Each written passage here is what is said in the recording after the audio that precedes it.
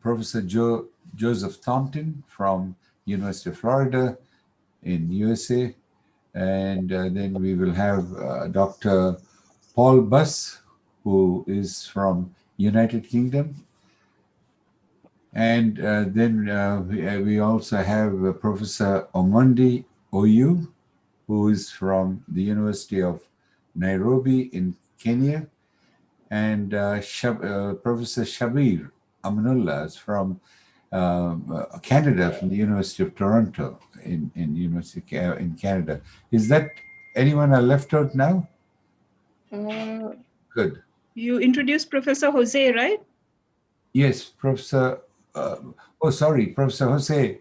Where is Professor Jose? He's there. Oh, yes, Jose Bonamigo. He's from Brazil, but also Deborah, who's part of our program, a good friend and good colleague of Deborah's, and so he's automatically part of our program. All right. Okay. You introduced Professor Omondi? Yes. Yeah. Professor Omondi, yeah. Okay, that's for all of us. Where is? Okay, now I think you're admitting all. Is that what is happening? No, I don't know. Somebody else did it, I think. Okay. Okay. So we wait for another 2-3 minutes. But yeah, I think we've got about we have 4 minutes or so. 4 or 5 minutes. Okay. And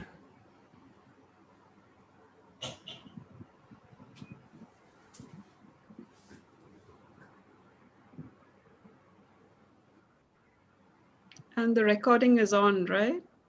Yes. Not yet. I'll just started. The YouTube is on. I'm just putting the link there. All right. May I just ask you, so I understand that we'll give this 8 to 10 minutes introductory talk, then you will need me for the discussion thereafter, is this right? Yes. yes, Okay. yes. That's 8 to Professor 10 Michael minutes who's or- asking the Yeah, question. roughly, that's roughly what we'd like to do. And then we will go into the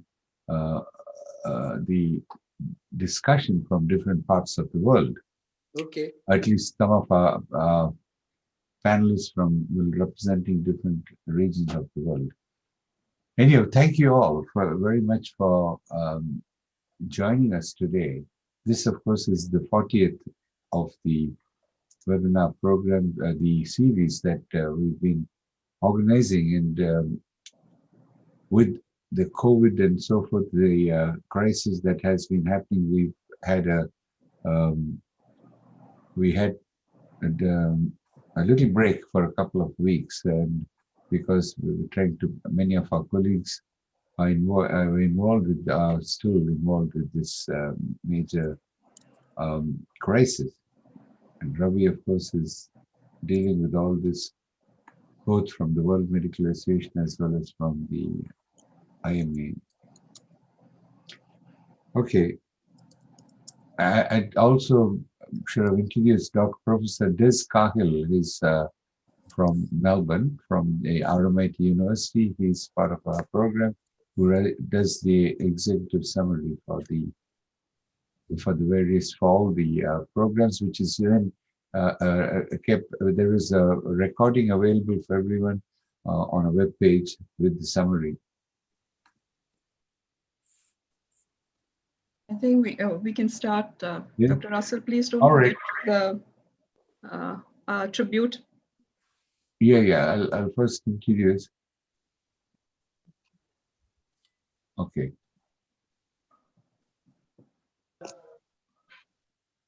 All right. A very good morning, good afternoon, good evening, and good night in Australia, Melbourne, Australia, where some of us are from.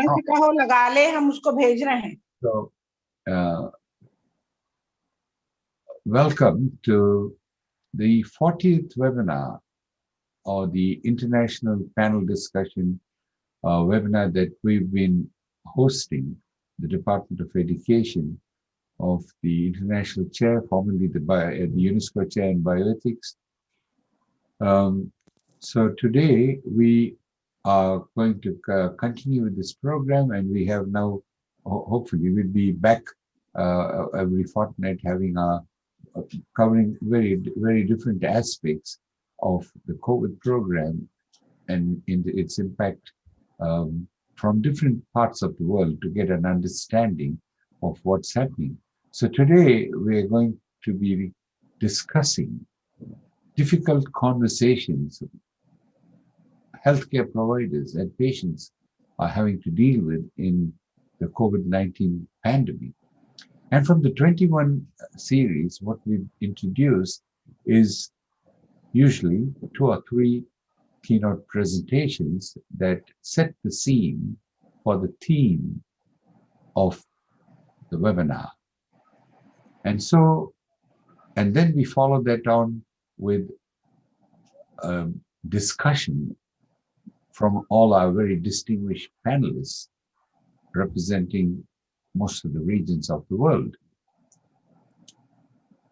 So today we will start, we're going to start with 3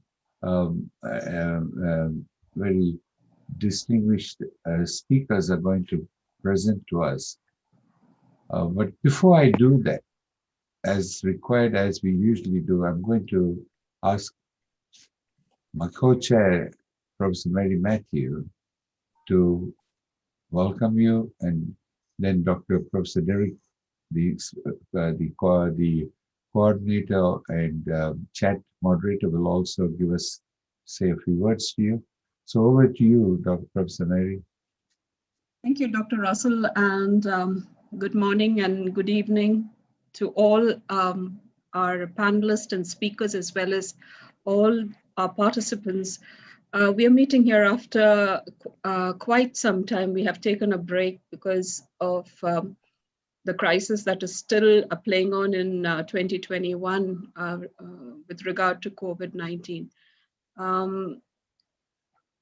We decided that we will continue the series and not stop it, because it keeps us connected together, and we are aware, at least we know what is happening in different parts of the world. And today's session is very important, especially with regard to what is happening to our healthcare workers as well as to the common man. So difficult conversations is what we are talking about today. And on behalf of the Indian program and the Department of Education, I'd like to welcome all of you. And with me is also Dr. Derek, who is the co-moderator. And I will ask him to say a few words and give the housekeeping rules. Derek? Yes, thank you, Dr. Mary, and it's good to be back. I know it's been a difficult time, and in fact, that's why we are having this difficult conversation chosen as our topic for today. We will be monitoring the chat box, so all the participants who are here are free to look at that from time to time, because we have a large number of people who are listening in, and they can type in their questions or their comments. So even our distinguished panelists, even if you are unable to speak at that time, or if you can answer the questions that come up in the chat box, you are free to put in your answers or your comments there as well, so that we have a parallel conversation going. Apart from that, for the other participants, you can type in your questions or comments there, and we will put them up to the panelists as when the time comes. In addition, I have also put in a YouTube live link into the chat box. The meeting, as is going on at present, is live streamed on YouTube from there. So you can share that on your social media as well, WhatsApp or whatever you feel comfortable, with your friends in your own country. And at the end of this webinar, the recording will also be available as well. So in case someone has not been able to join in, you can just share that link and the recording will be available. Again, we request each one of you just to ensure that your devices are on mute at all times. We'll give you a chance to ask a question. You can raise your hand, or like I said, type in the question in the chat box, and we will take it from there. Back to you, Dr. S. Okay, thank you, Dr. Mary and Dr. Derek. Thank you very much. Now, what we're going to do, as I said, we have the three distinguished speakers.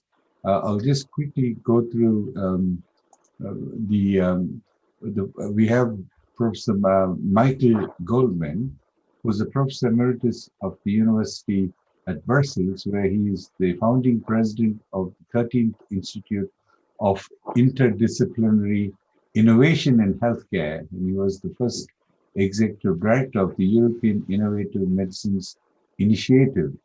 He's also the editor-in-chief of the Frontiers in Medicine and serves on the board of the French National Institute of Health and Medical Research, the European Tuberculosis Vaccine Initiative, and the Friends of the Global Fund from Europe. So he's going to speak on transparency, the cornerstone of communication in times of COVID-19. And then we have Professor Dr. Ravi Venkatekar, who is the treasurer of the World Medical Association. He is also the president of the South Asian Medical Association, and has several. He's also a part of the UNESCO, the international chair, which is formerly the UNESCO chair, and he's going to come talk to us on the importance of the art of medicine, particularly in the pandemic, and that relates to much of to the communication and so forth. And Professor Ravi is based in India. And then we have Dr. Jasna Karashik, who is the head of the Patient Rights Unit of the UNESCO Chair in Evidence-Based Medicine at Split University. She's also with the patient ombudsman in the European Union, and doing a lot of work and research in health diplomacy. She's going to talk about how to manage complications of the communication breakdown, working from her way in Europe in the realm of health diplomacy and the patient ombudsman. What's come up from that now. And then, of course, we'll have the introduction of the very distinguished panelists. But we have one panelist from Hong Kong, unfortunately had an accident, and so he's in hospital. So we saw Dr. Alvin Chan, who is also part of our program. But before I go there, we have a very a sad moment. We have, and we want to have a couple of words remembering a colleague, Dr. K.K. Agarwal. He's the president of the Confederation of Asian Medical Associations and Oceania, Asian and Medical and Oceania, which covers Australia and New Zealand. But he also was the past president of the Indian Medical Association, and has come on this program, was to come next month again, has been doing a lot of work with COVID, but very sadly, we lost. He's a cardiologist, and was a few days ago, he passed away from COVID himself. So I'm going to ask Professor Ravi Venkatekar, who knows him very well, to a couple of words, and we have some silence, and we'll remember a colleague. One of the things he said from his bed while he was with the COVID was, "The show must go on." He made that statement. I heard. We did see it. He called Raj Kapoor's words, and he said, "The show must go on," because he's done a number of video presentations on the COVID. Over to you, Ravi, Professor Ravi. Thank you, Professor Russell, and thank you for remembering one of the legends in the medical fraternity, not only of India, but of international repute.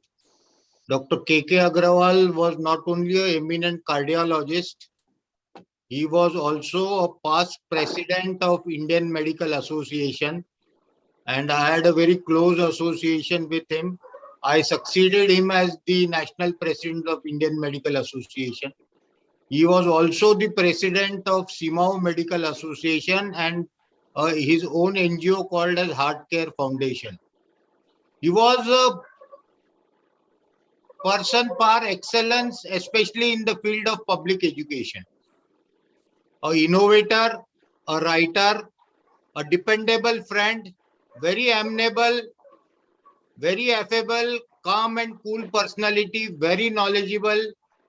It is indeed a paradox that COVID, he was the first person in the fraternity to flag off COVID right in the month of February 2020. And daily, he would educate not only the fraternity, but the general public at large.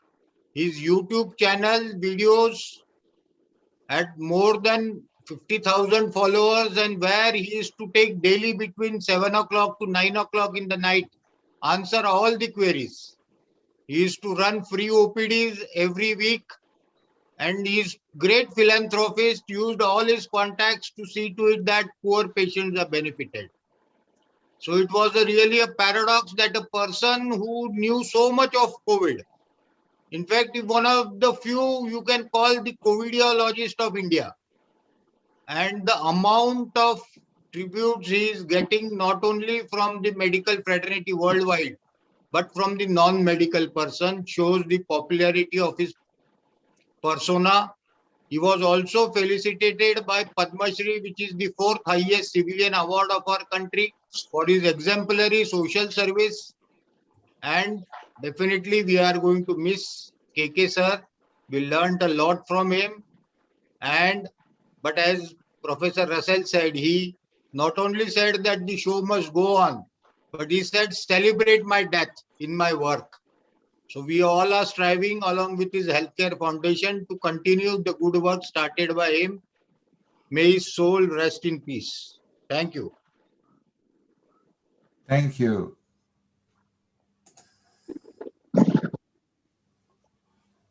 May I request everyone to observe 1 minute silence.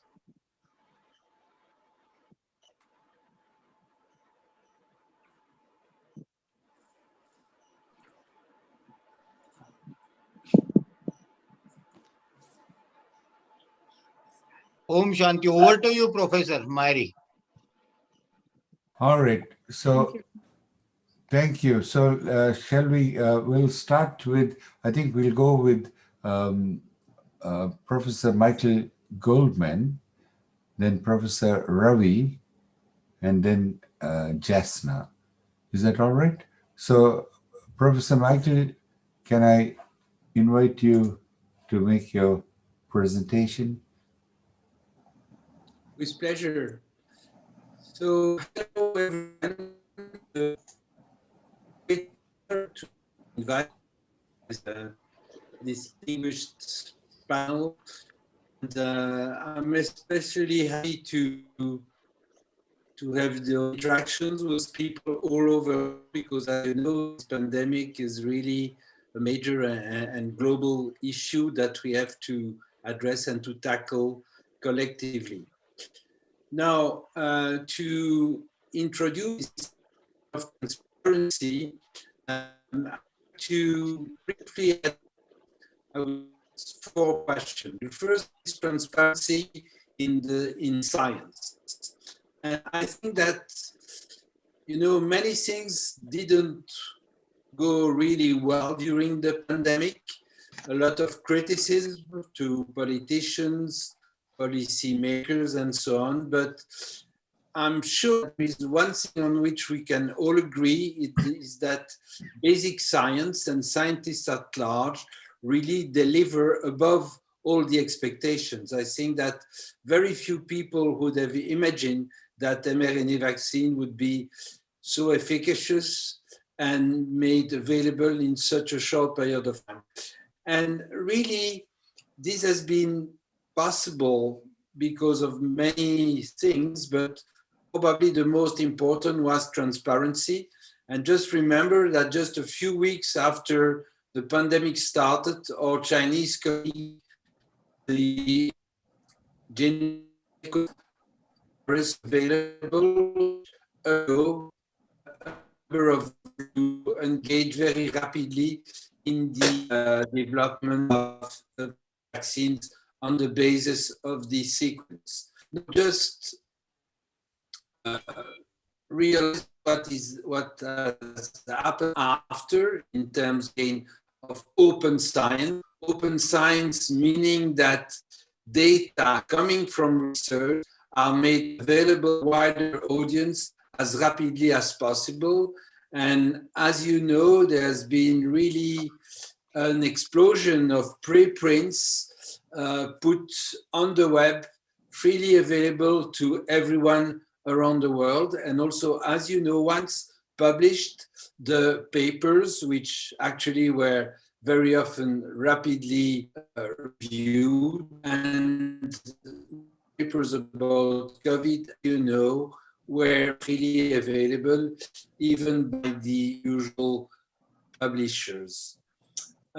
So that's why transparency worked in terms of, I would say, science, basic science. I would say that in terms of clinical medicine and clinical trials, and we can discuss this, I think that transparency was less efficient, probably much too many trials with probably not enough numbers of patients, which means trials which didn't deliver. Although some trials deliver, I'm thinking about trials sponsored by WHO, and especially the recovery program in the United Kingdom. Now, second point is innovation. And as you know, to translate science into marketed products, you have to go through different steps from, you know, the early steps of innovation until manufacturing of large amounts of vaccines. And I would say that there things, you know, did relatively well, although, as you know, we are facing now a major problem with vaccines not really available in sufficient amounts to low and middle income countries. And that's a major issue which has been discussed yesterday in Rome. And hopefully the commitments which were made, especially by the European countries, to really develop the COVAX program and to make sure that the number of doses which are badly needed in all these countries are made available as rapidly as possible. I have no time to enter into the discussion about patents, but perhaps this can be discussed during the discussion of this webinar. The point I would make is to waive patent will not solve all the issues. And really the major issues is to have manufacturing capacities which should be located in the countries where the vaccine doses are needed.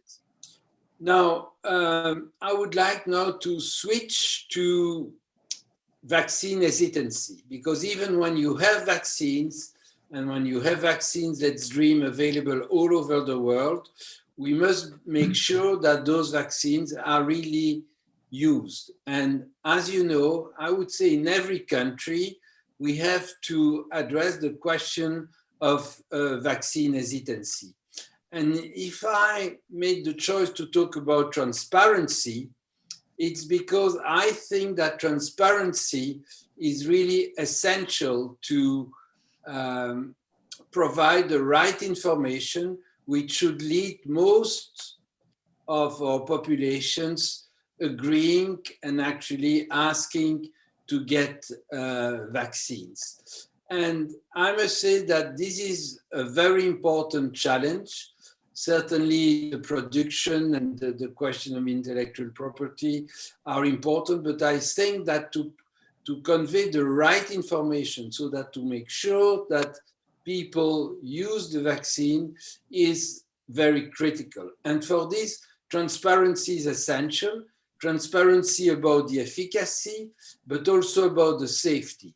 And this is a point on which I was quite active. I think that where there are very rare side effects, and you know this has been the case with the Oxford AstraZeneca Serum Institute vaccine, we should acknowledge them, just explaining what they are, how rare they are, and also to be transparent about what we know, especially about the pathogenesis of those side effects. And I'm really convinced that this transparency on all aspects of vaccine will be very essential to ensure an optimal vaccine coverage all over the world. Finally, and this will be my closing remark, I think that when we talk about health providers and patients, obviously you need transparency towards, scientists have to inform the right way and transparently policymakers and health providers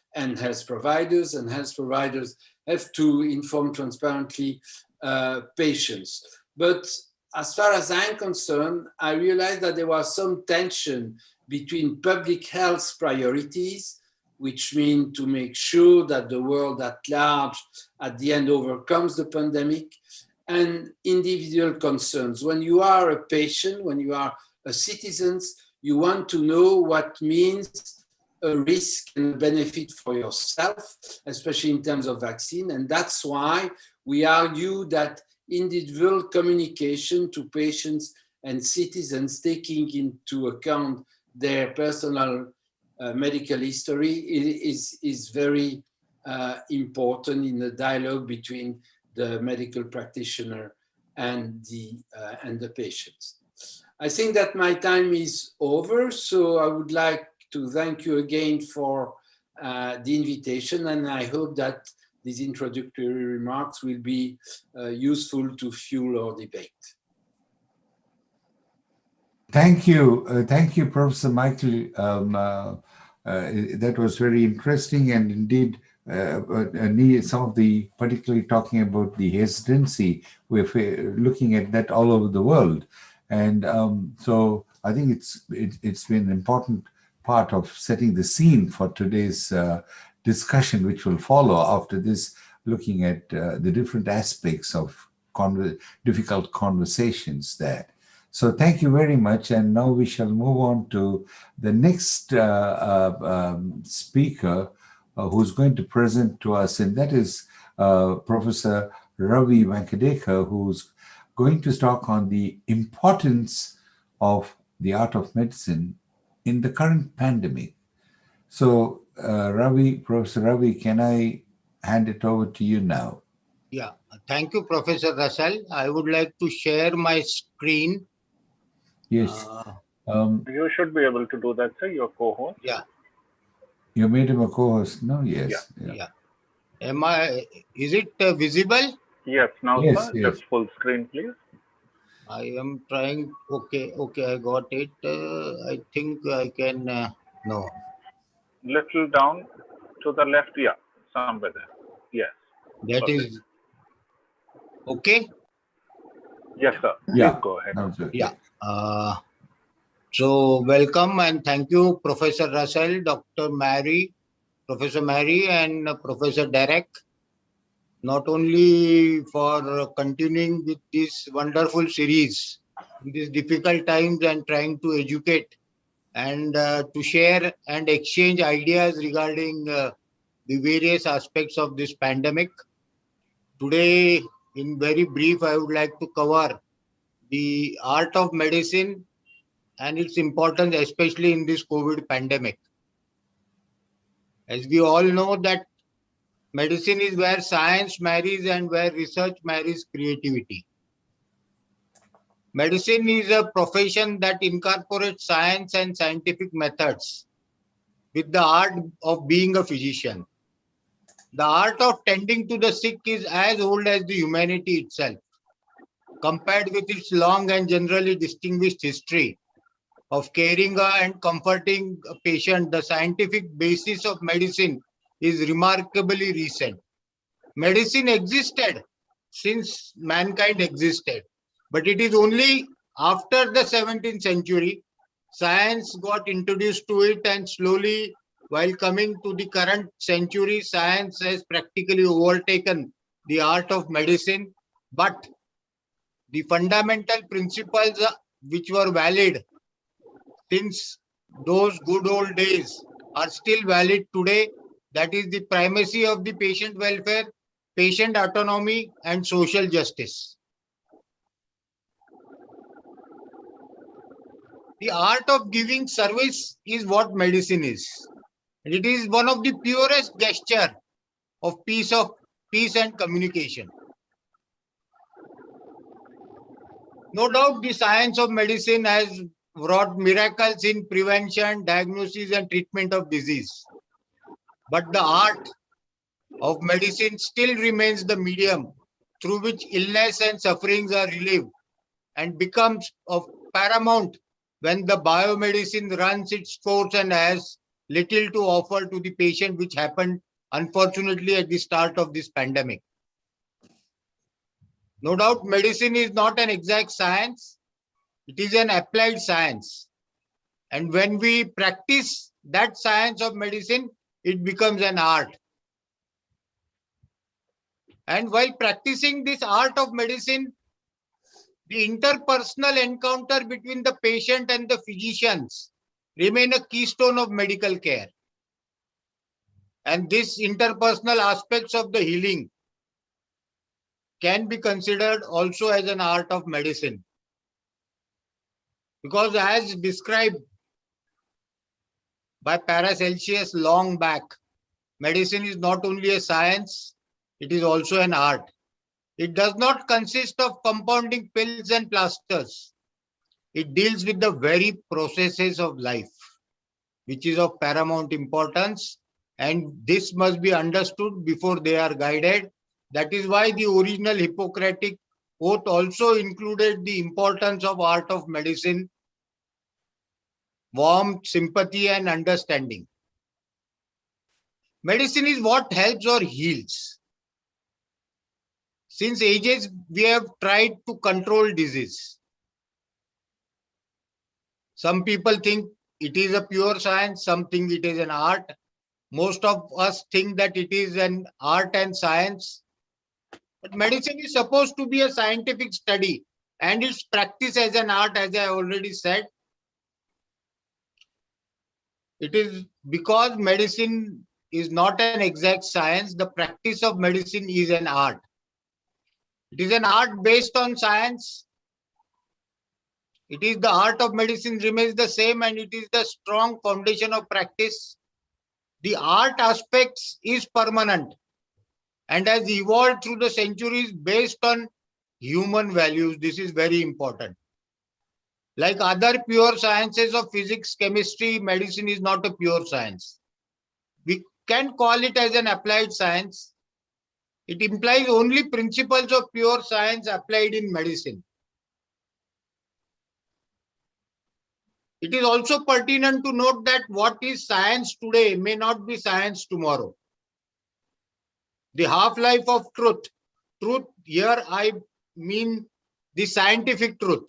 It is very short.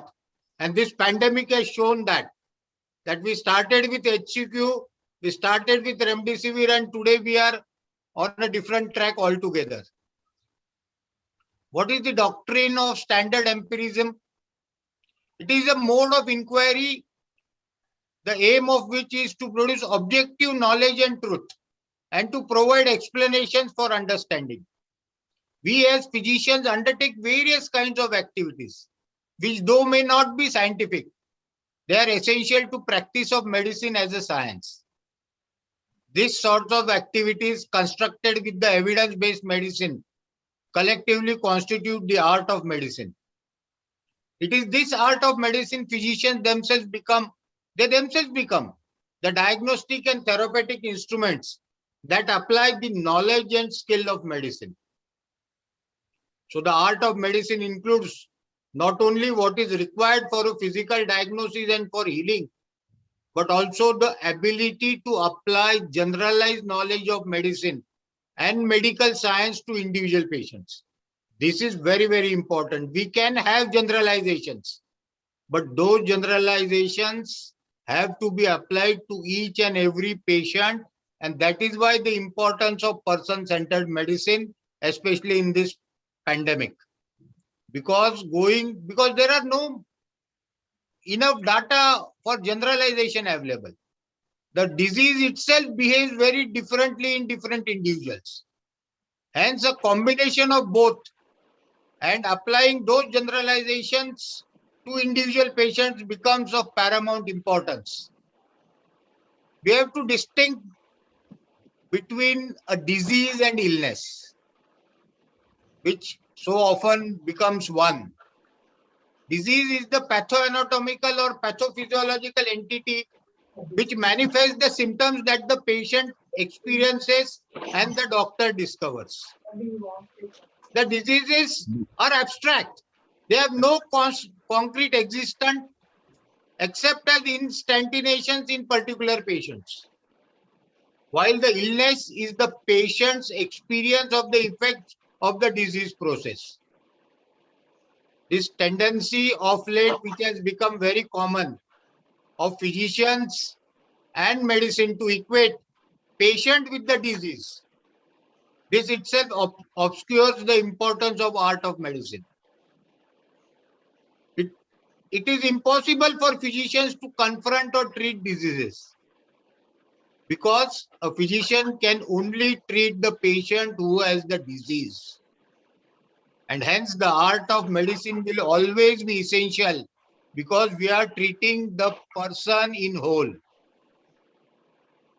While doing so, we also have to remember that there are effects while treating a patient due to the individuality of the patient. The response may vary. The onset, course, treatment outcome of identical diseases vary from patient to patient.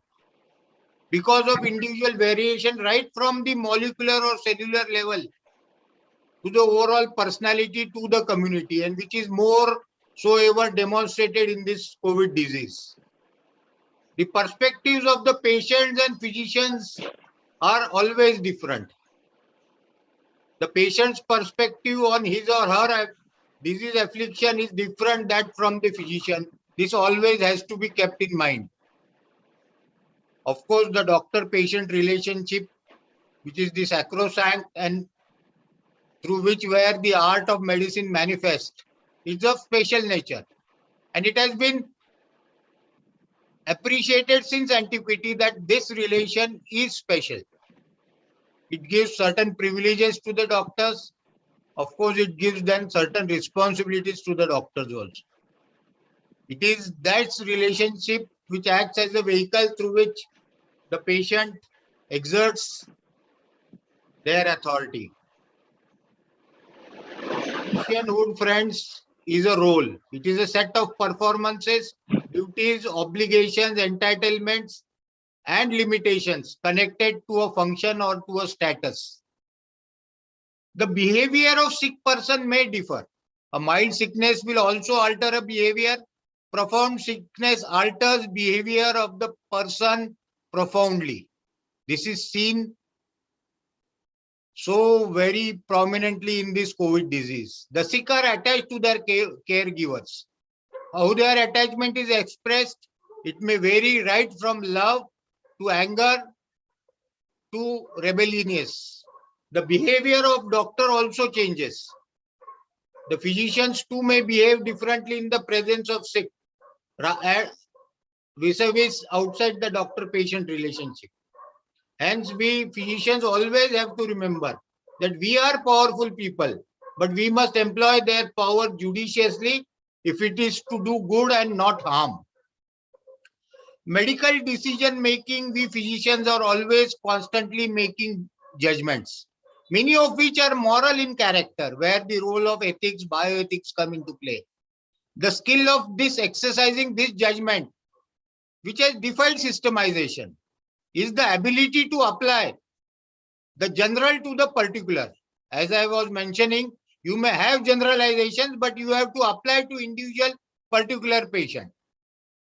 To this, physician must obtain information of three distinct kinds. One is the brute facts, which is the hard data, the values which have remained practically constant, and aesthetics, the patterns, relationships among elements of a situations, degrees of order or disorder.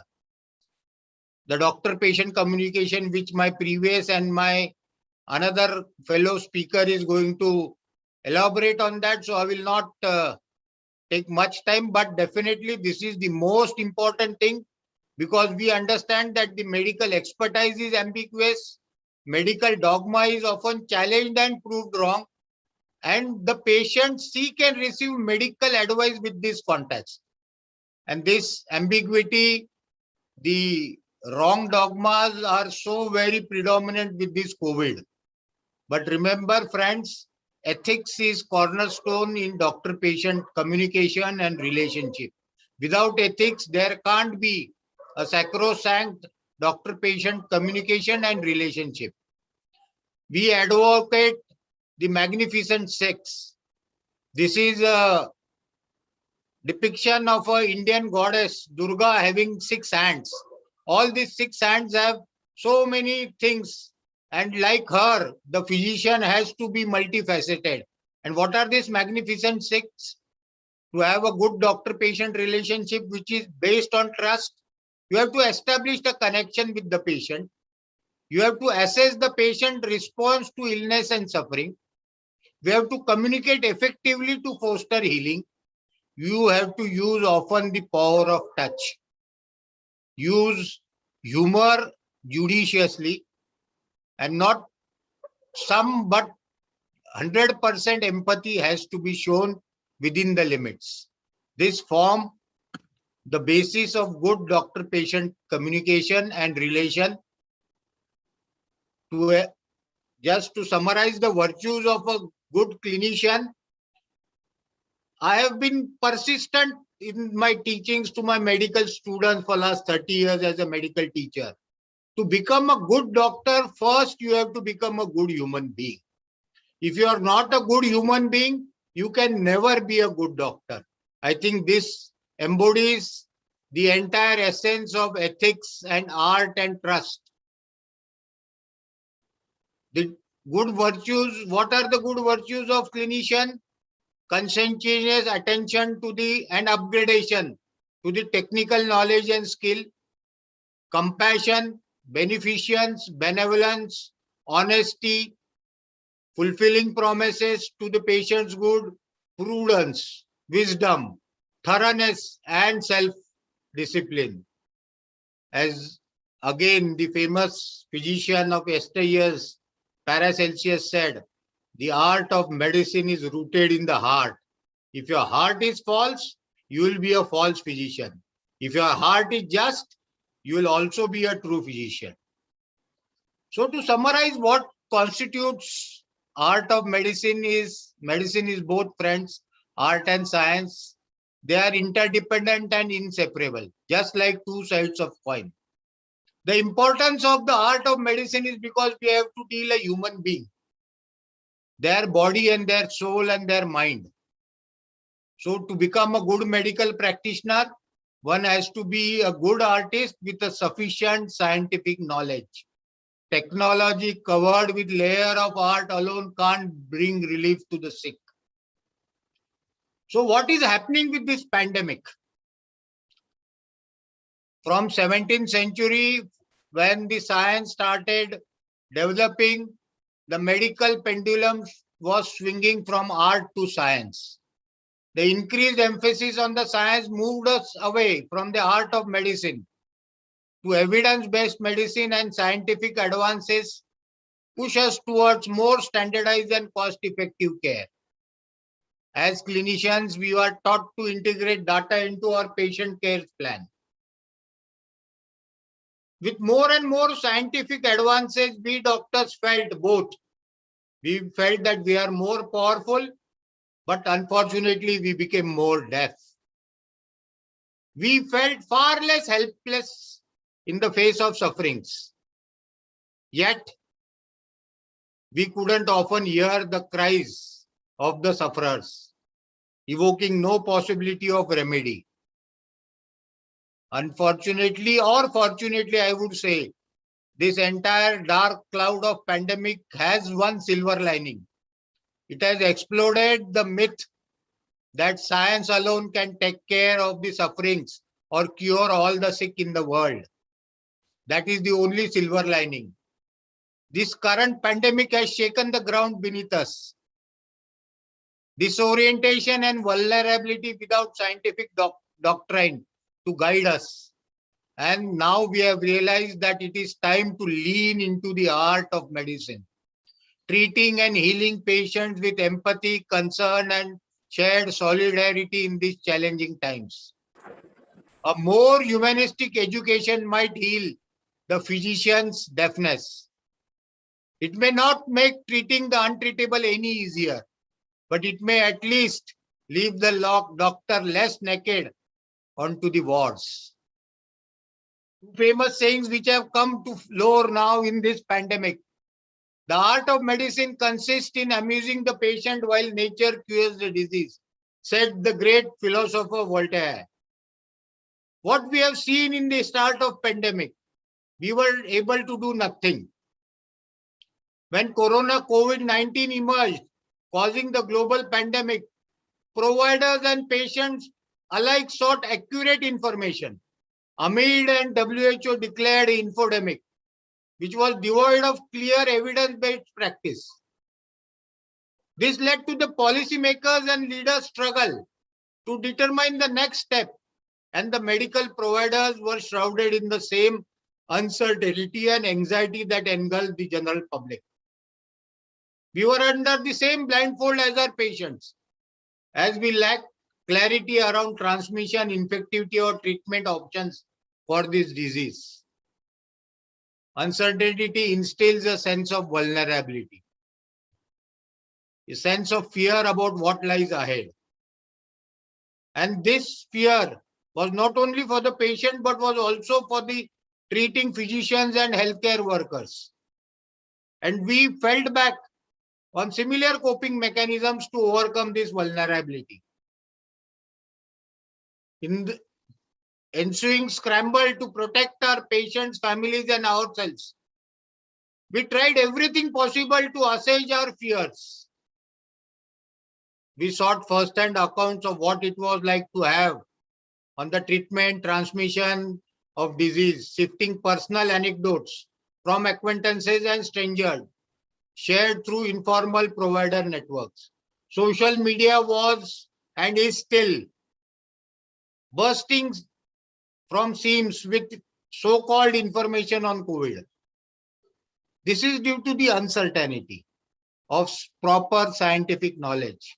And that is why art comes into play. And that is what the famous physician, Sir William Osler, said, that medicine is a science of uncertainty and the art of probability. And no better than this COVID pandemic to say that these prophetic words have come true in this pandemic.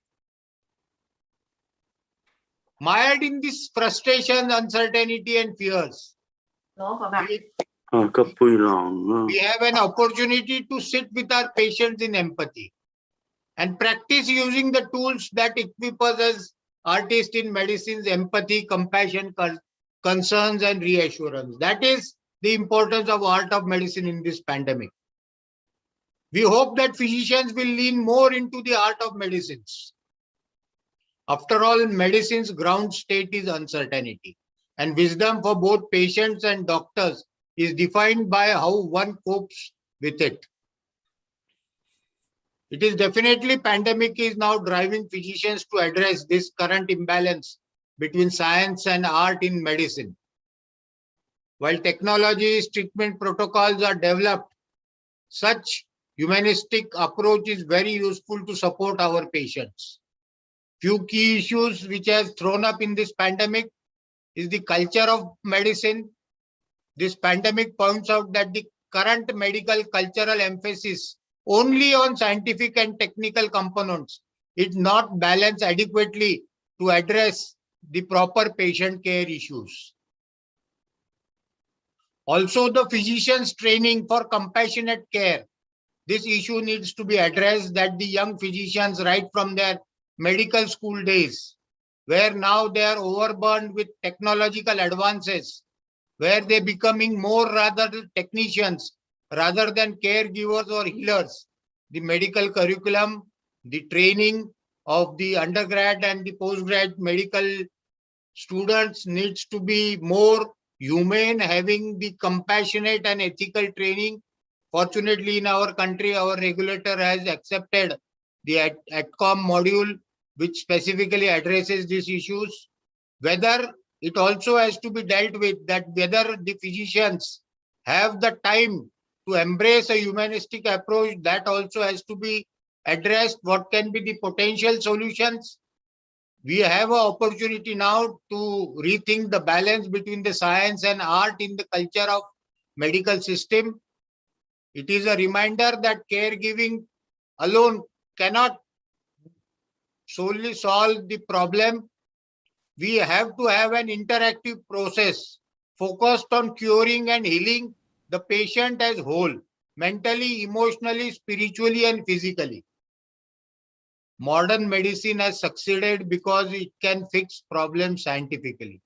However, when there is not a scientific solution, physicians become uncomfortable and they can overlook the patient's suffering, where art of medicine can be of great help. There is a cultural view of health that being healthy is static state, then broken and can be methodically put back together. This basically loses the sight of what it means to be a human and what it means to be healthy.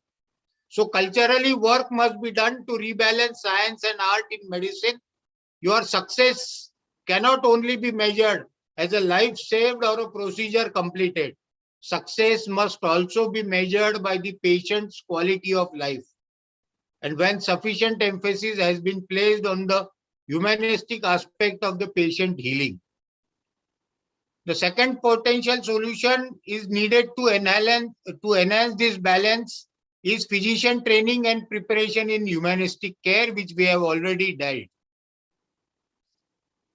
Without adequate training, it will become highly impossible for physicians to be imparted with the art of medicine.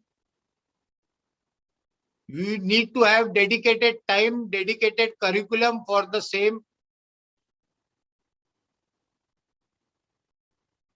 The lack of clear scientific treatment options from COVID results in shift in balance from diagnostic and technological solutions, spending more humanistic time with the patients. Ideally, our new normal after the pandemic will and shall include a medical culture which incorporates humanistic approaches as well as scientific solutions. To conclude, the COVID pandemic has amplified the importance of humanity and has forced a shift in healthcare. Our role as physicians has been pushed back to that of art in the service of patients to whom we no longer have the answers for. To effectively address our patient needs, we need to embrace humanism, its role in medicine, equip our profession with the necessary skills, and capture the time necessary to train and implement humanistic approaches. Lastly, as famous neurosurgeon from United States, who was also a politician, said, the mind controls so much of the body. We are much more than flesh and blood. We are a complex systems. Patients do better when they have faith that they are going to be better. That is why I always tell my patients and their families not to neglect their prayers, There is nobody to whom I don't say not to do that. So let us hope, never despair, pray. Pray for ourselves, pray for humanity, pray for our patients. Thank you for a patient listening. Thank you very much. Thank you, Ravi, for that very important reminder to the basic of medicine and the healing and the art of medicine. All right, now thank you very much, and we'll come back to you when we go to the discussion. Now let's have where is Dr. Yes. We are going to have Jasna Karasek from Croatia, who's going to speak.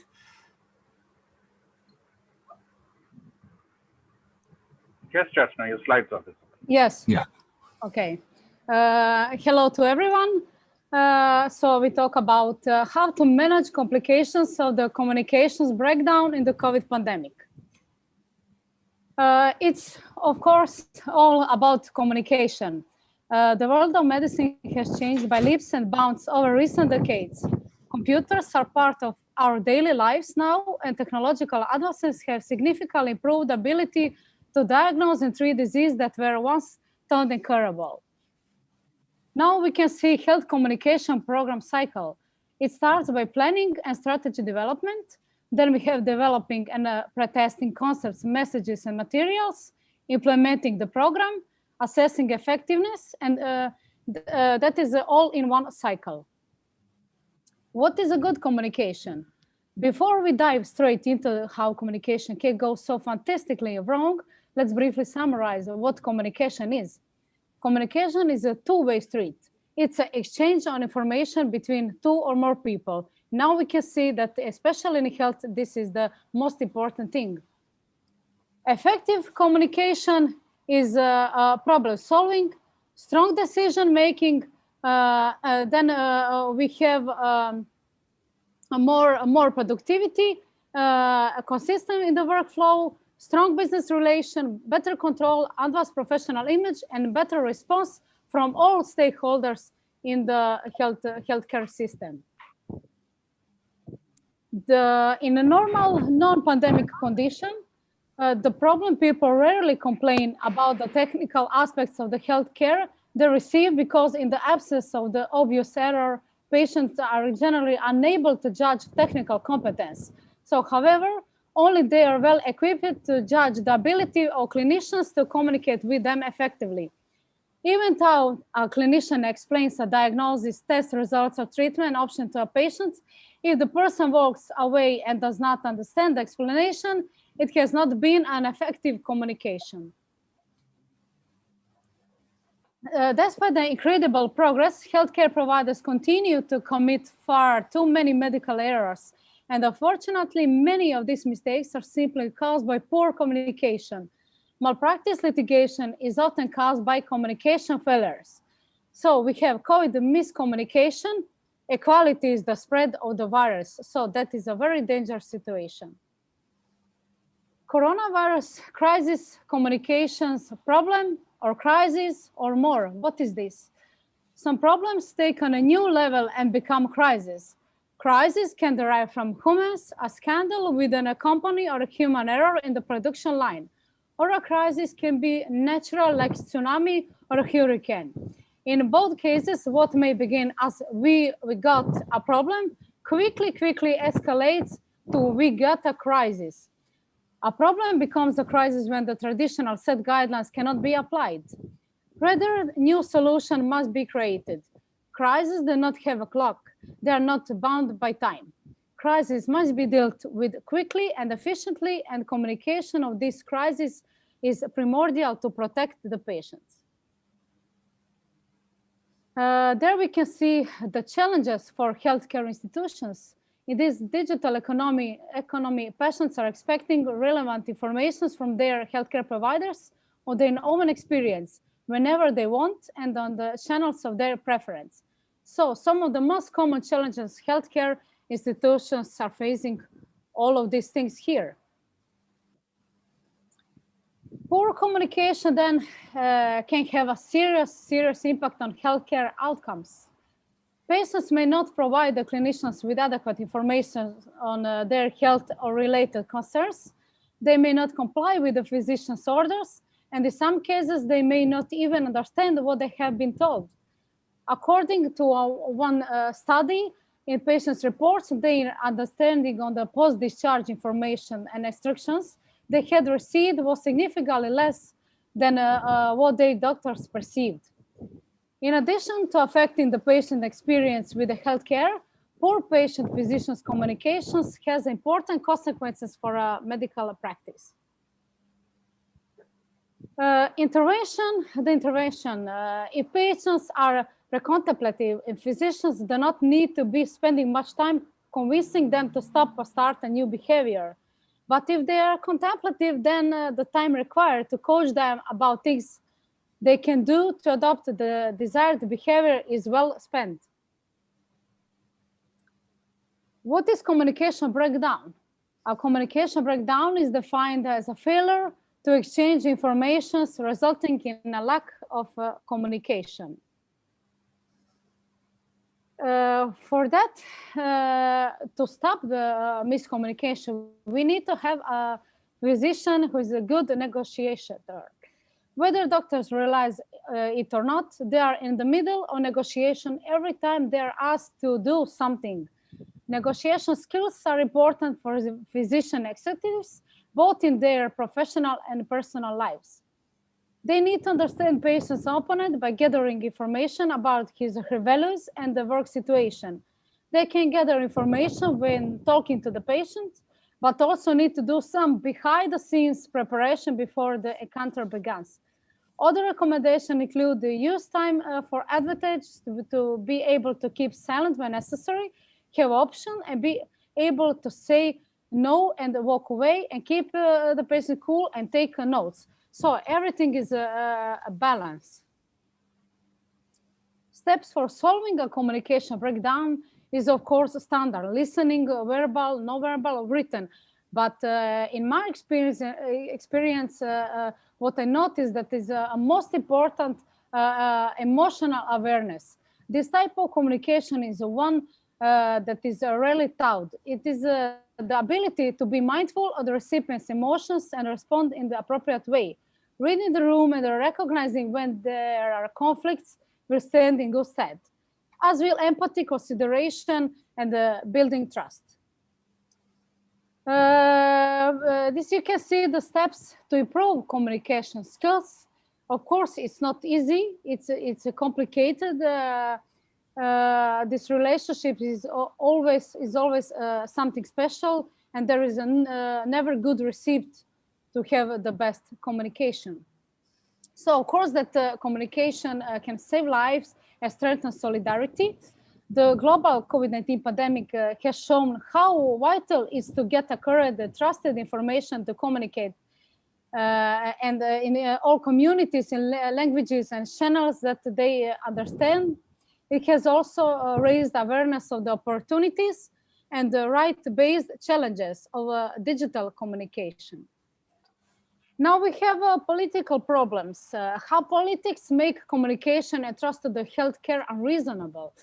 Communication breakdown between the World Health Organization, national leaders, and the public caused the pandemic to explode in February 2020. That is a very good question of the trust. The WHO was to caution in communication the risk of COVID-19 early last year, according to the first major investigation of the global pandemic response. Had it been bolder and had nations adhered in guidance, the pandemic might have been curtailed. Of course, that could be a very big problem.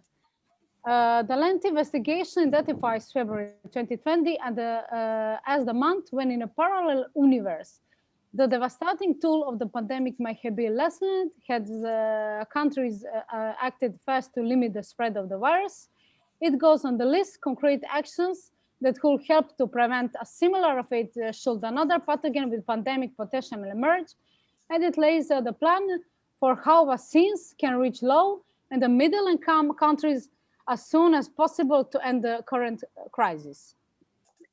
So take home the message, understanding the role that language plays in creating barriers to healthcare is critical for healthcare systems that are experiencing an increasing range of culturally and linguistically diverse populations, both among patients and practitioners. So this, of course, situation is not easy for both.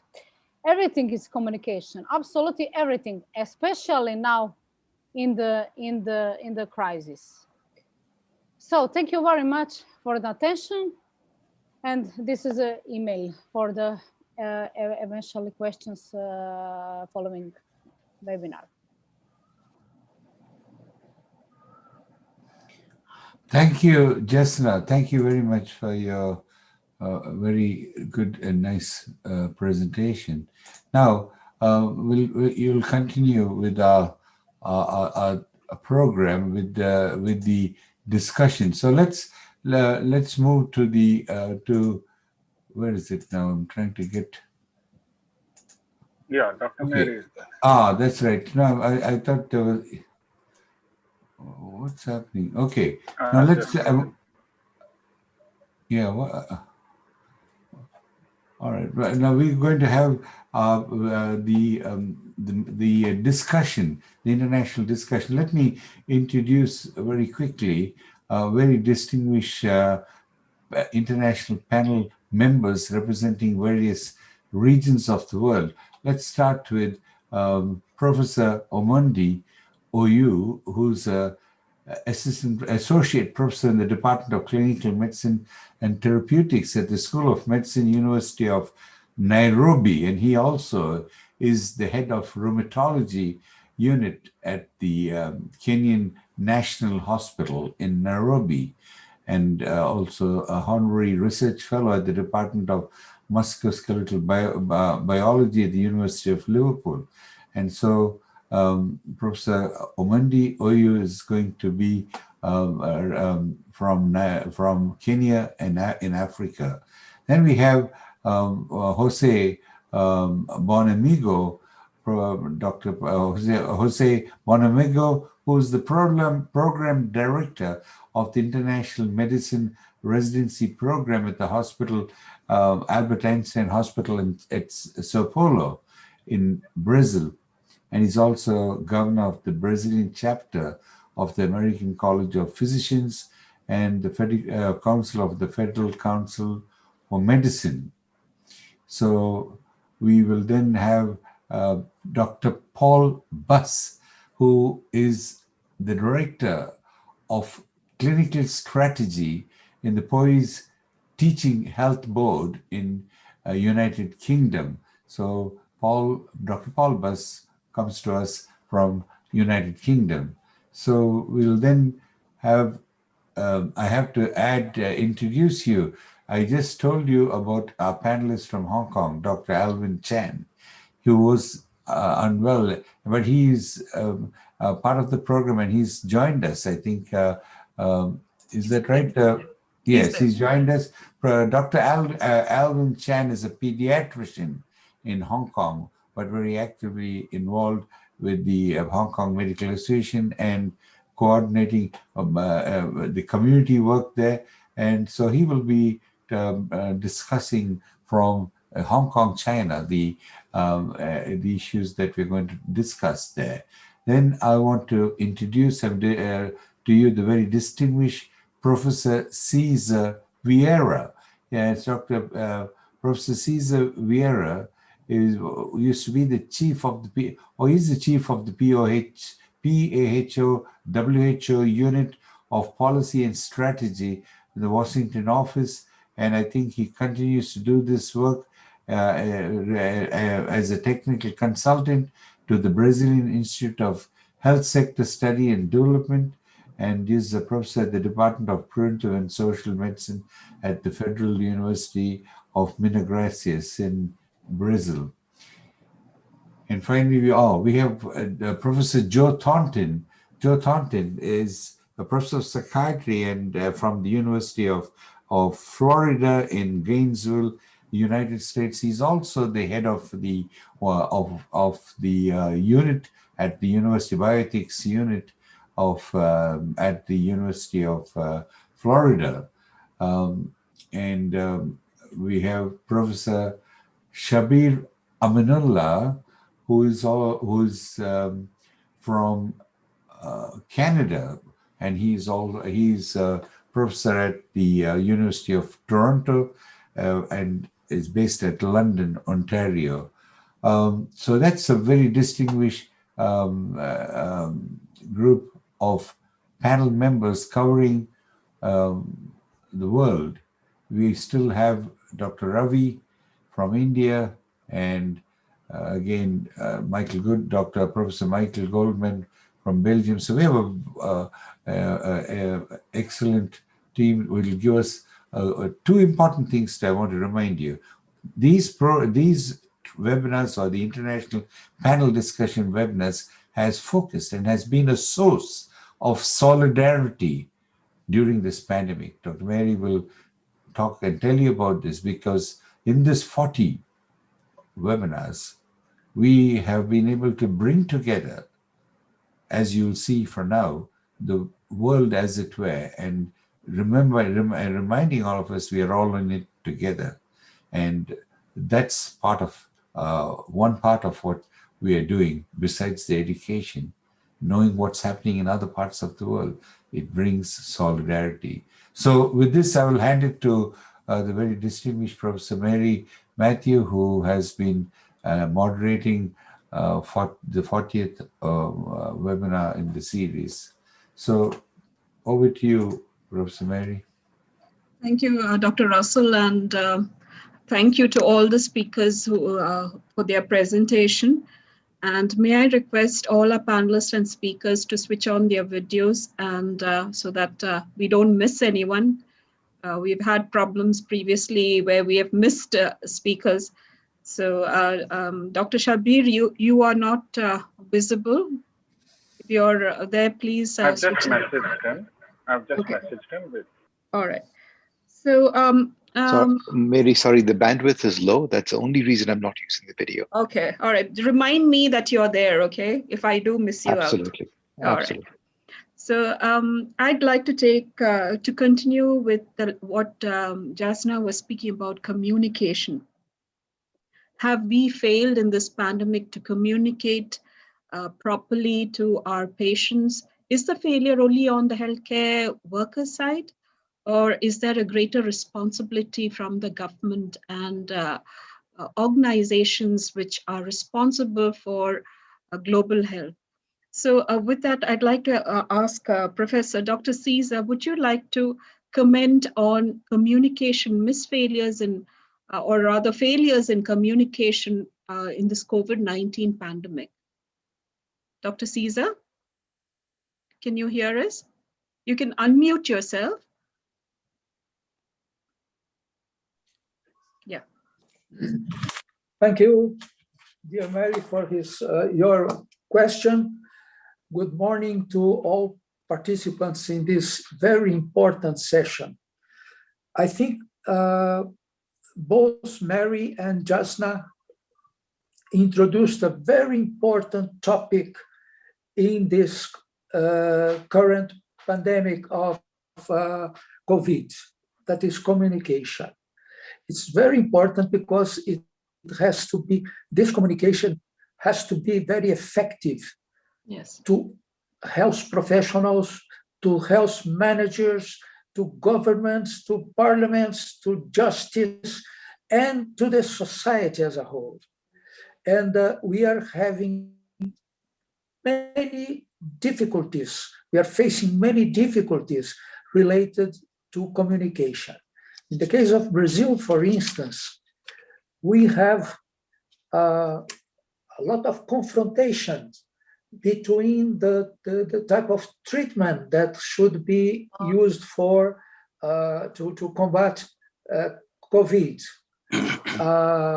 We have many professionals and hospitals and authorities, in our case, like our own president, who defend the use of medicines that are absolutely no relevant to the case of COVID.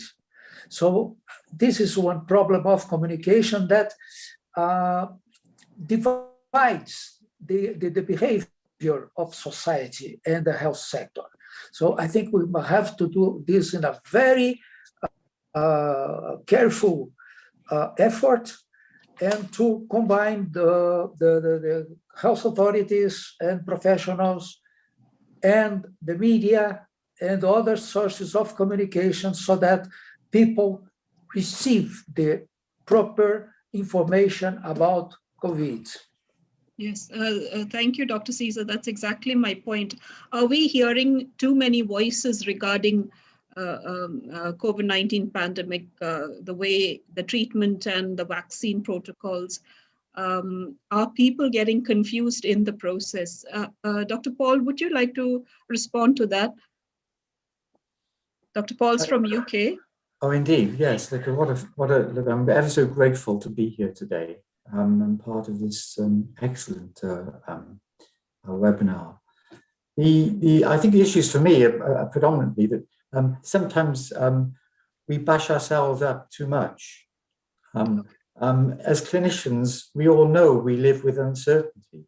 It's been part of the way we've developed in the profession, trying to sort of find solutions to difficult problems. And 18 months ago, we were trying to grapple with an emerging crisis, an emerging issue, where there were huge uncertainties. Yes. And the difficulty has always been, isn't it, as a clinician, which has been so strongly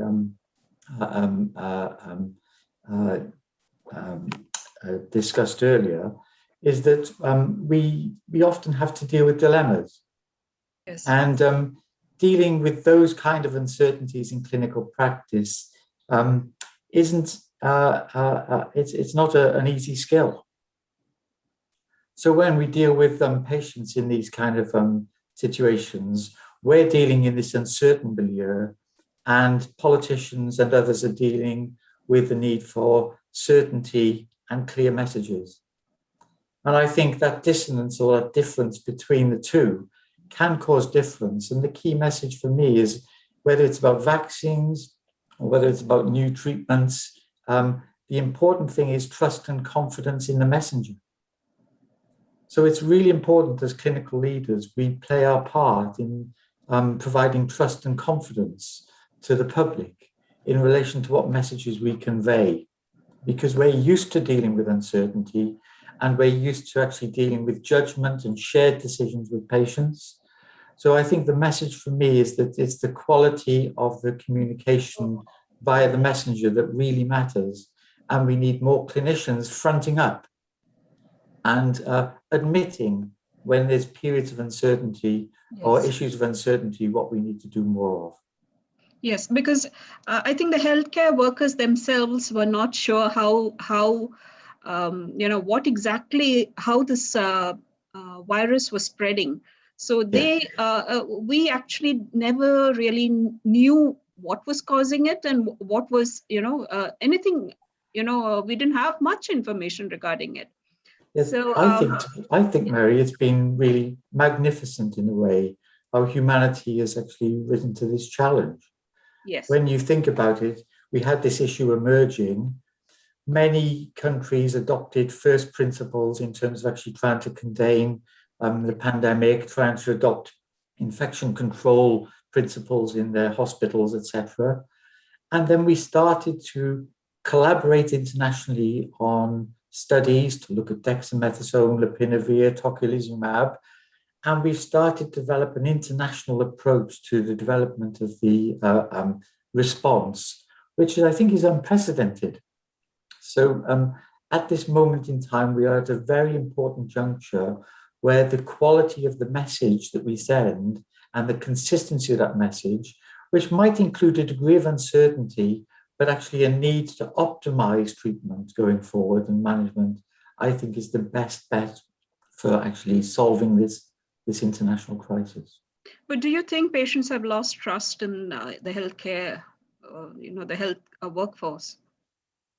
I'm not so sure. I think it's inevitable in uncertain times when the ship is on the difficult seas that people are going to question. And I think that's why at this moment in time, we need to be clear about the wonderful efficacy of the vaccines. We need to be clear about the international collaboration to try and solve the problem. But we also need to actually take into account fundamentally what was said by Ravi earlier on. Medicine is more than just science and data. It's about communication and good communication with patients. Yes, that's so true. This pandemic has taught us that, if not anything. Of course. Yes. Dr. Alvin, you're there. I understand. Can you hear us, Dr. Alvin? Alvin? Well, his mic is not showing up, so I'm not sure. But he can, Dr. Derek, can you ask him to log out and come back again? Yeah, I'll just do that. Thank you. Yeah, before I'll call him in after. Professor Joe, nice to see you from USA, the latest regarding vaccine hesitancy. I understand that USA has now put out a lottery for $1 million for those who are hesitating to take vaccines, and now you have solved the problem of vaccine hesitancy. Is that true? There's a degree, we have 50 states that work pretty much autonomously for their healthcare and local laws. So one state has put out a lottery for the vaccine, and other states are contemplating various type of incentives, and some type of corporations are offering monetary payments to people to get vaccines.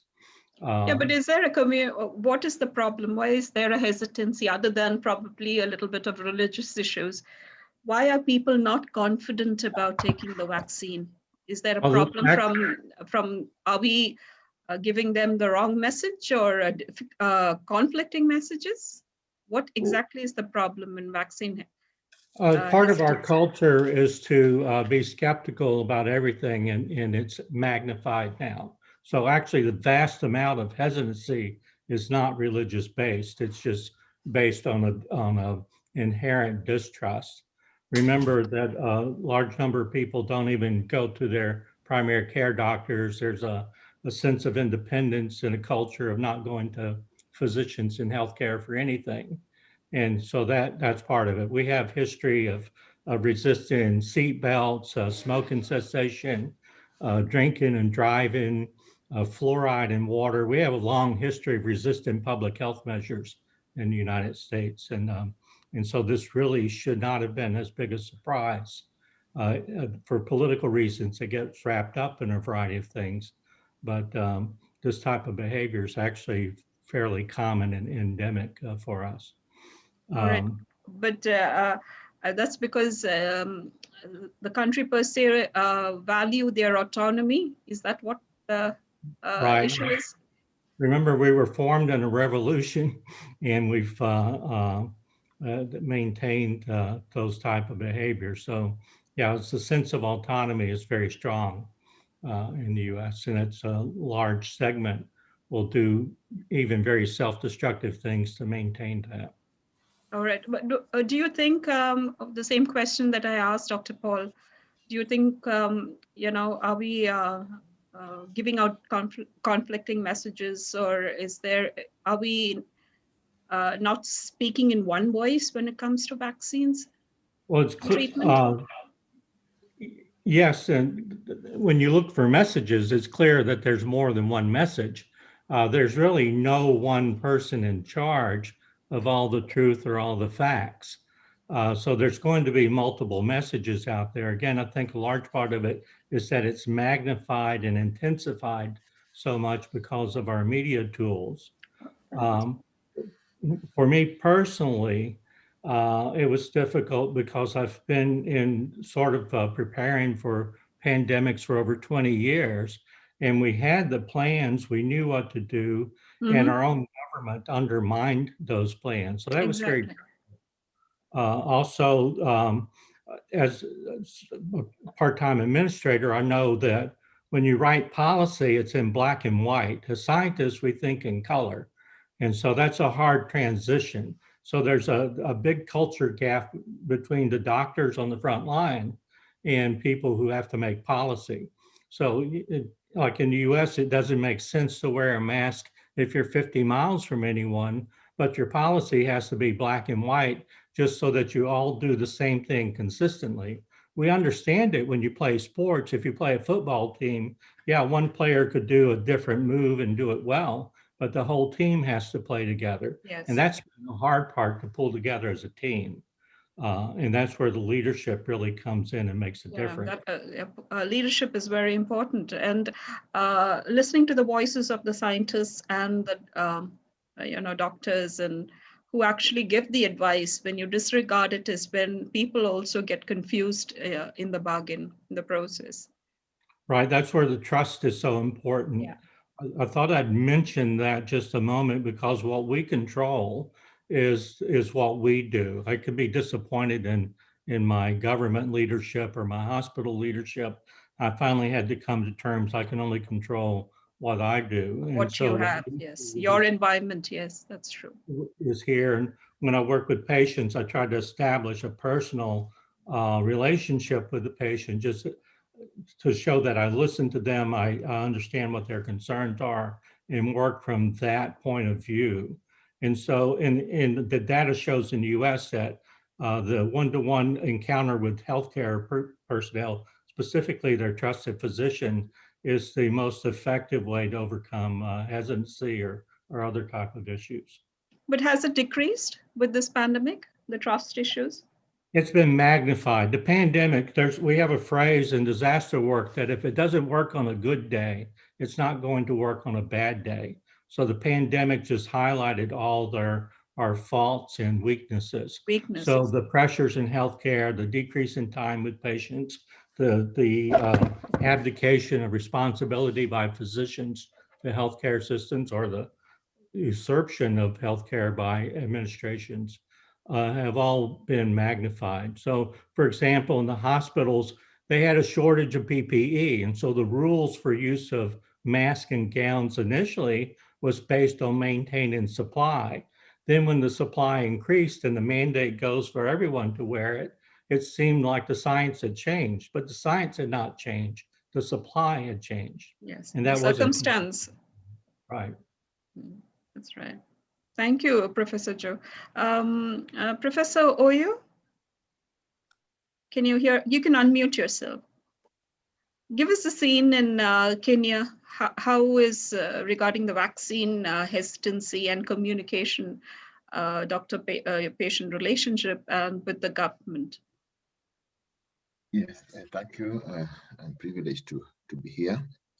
I think the basis of communication is to enable establishment of trust and the therapeutic alliance. And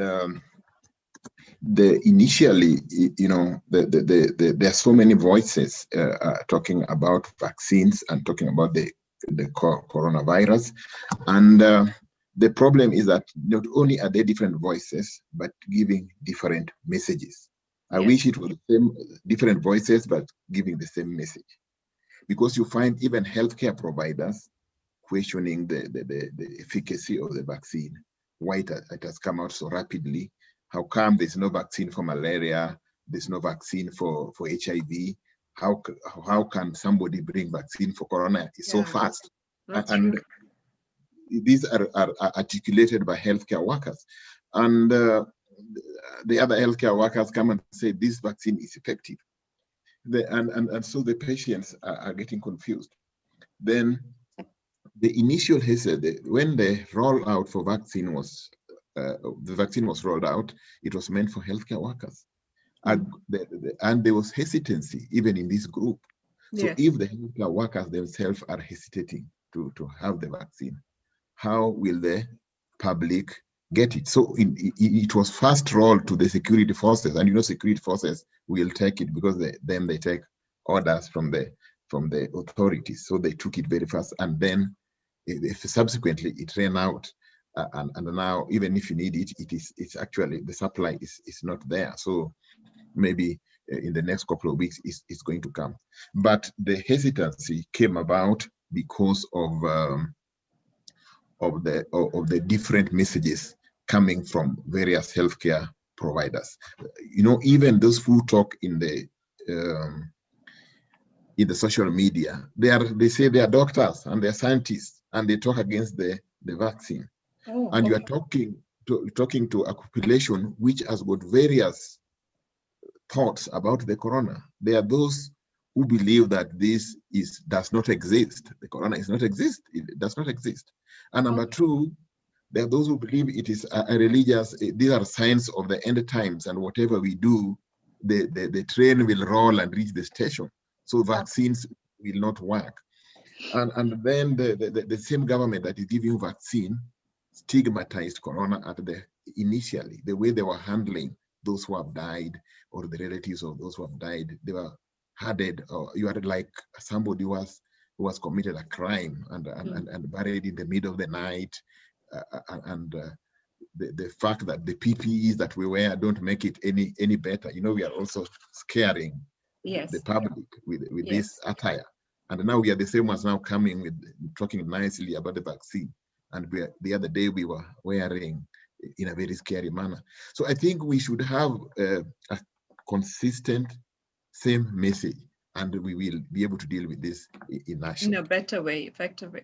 But are you getting different types of vaccine? Are people given a choice? No, in our setting, we only have the AstraZeneca vaccine. Okay. There's so people don't have to make a choice. There's no choice at the moment. Yeah, that actually is a good thing too. Professor Michael, you wanted to comment on something? You had raised your hands? Yes. Can you hear me? Yes. Yeah, we just heard a very important word, which is consistency.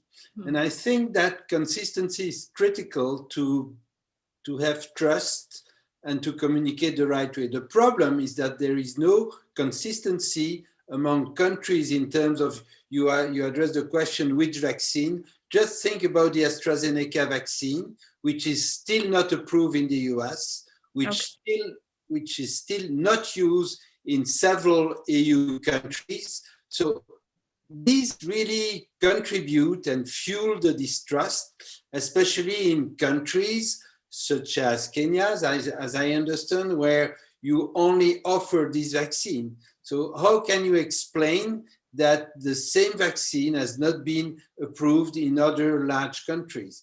So I think that we should collectively make a huge effort to have, organizations like WHO and others agreeing. I think the first messages should start from there. Thank you. Okay, but now we're going to have another problem, Professor Michael. The thing is, now they're talking about a vaccine passport.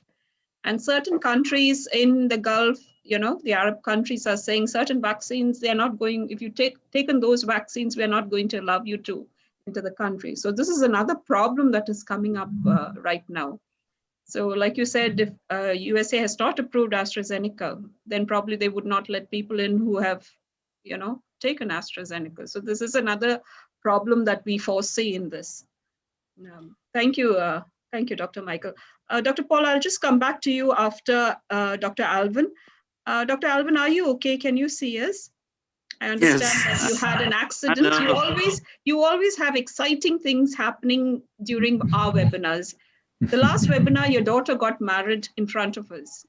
This time you have an accident.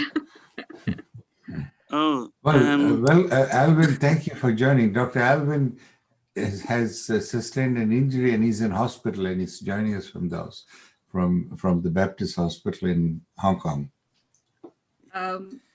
Thank you so much for your concerns. And in fact, life is really full of uncertainties. And in fact, because of the changes, even in the evidence in medicine, then sometimes doctors ourselves are not sure of the scientific evidence. And of course, that's how just now Dr. Ravi had come into the importance of the art in medicine, because we are not really omnipotent, we are not all-knowing.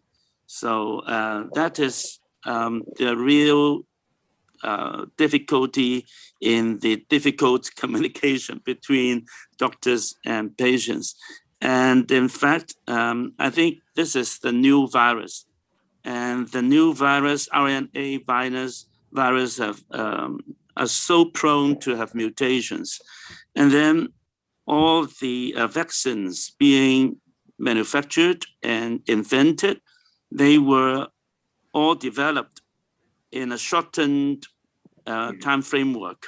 That is only with the third phase clinical trial published, and then all those mRNA virus vaccine or the adenovirus vector DNA vaccines, they were all issued an emergency certificate to be used. Approval, yes. Yeah, yeah, and then so it is legitimate for the people, I mean intellectual people, to be hesitant to have the vaccination in a way, because they are fearing the long-term side effects or anything, not to mention those anti-vaccine people, the naturalists, or the people with, say, Chinese medical practitioners, the traditional practitioners. They used to doubt the medical doctors anyway. And then, I mean, it is complicated by the government's attitude. I mean, the government in Hong Kong for the past few years had always been very vigilant to control doctors, to have a hand on the professional autonomy of doctors. So we are facing a lot of challenges in Hong Kong that the professional autonomy could be compromised in a way. The government want to control how doctors could practice, or how many doctors there should be, and then the way how doctors could be registered, and how overseas trained doctors could come to Hong Kong to practice. These are all complicated political matters that doctors have been smeared in the past few years, that we are very selfish, we are very protectionist, and doctors are very arrogant and don't listen to others. Now, these have been the trend in the past few years in Hong Kong. So doctors are fighting a very difficult uphill PR battle. So, and when this COVID-19 come out, we must admit that we are not that knowledgeable in a way that this is a new virus. Although in Hong Kong, in fact, the SARS, that is the first wave of the coronavirus epidemic, had been a very, very damaging event in 2003. At that time, 1,800 people were infected with 300 fatal cases. So the death rate at that time was 17%, with 8 doctors killed and then 8 nurses killed as well. So that lesson had taught us to be very careful and vigilant against this coronavirus. And that's why last year, when the outbreak first came in, we were fast to be masked universally. Yes. People, were compliant to the call from doctors to have the masking. But then just in 2020 February, the government at that time heeded the call from WHO that masking is not necessary.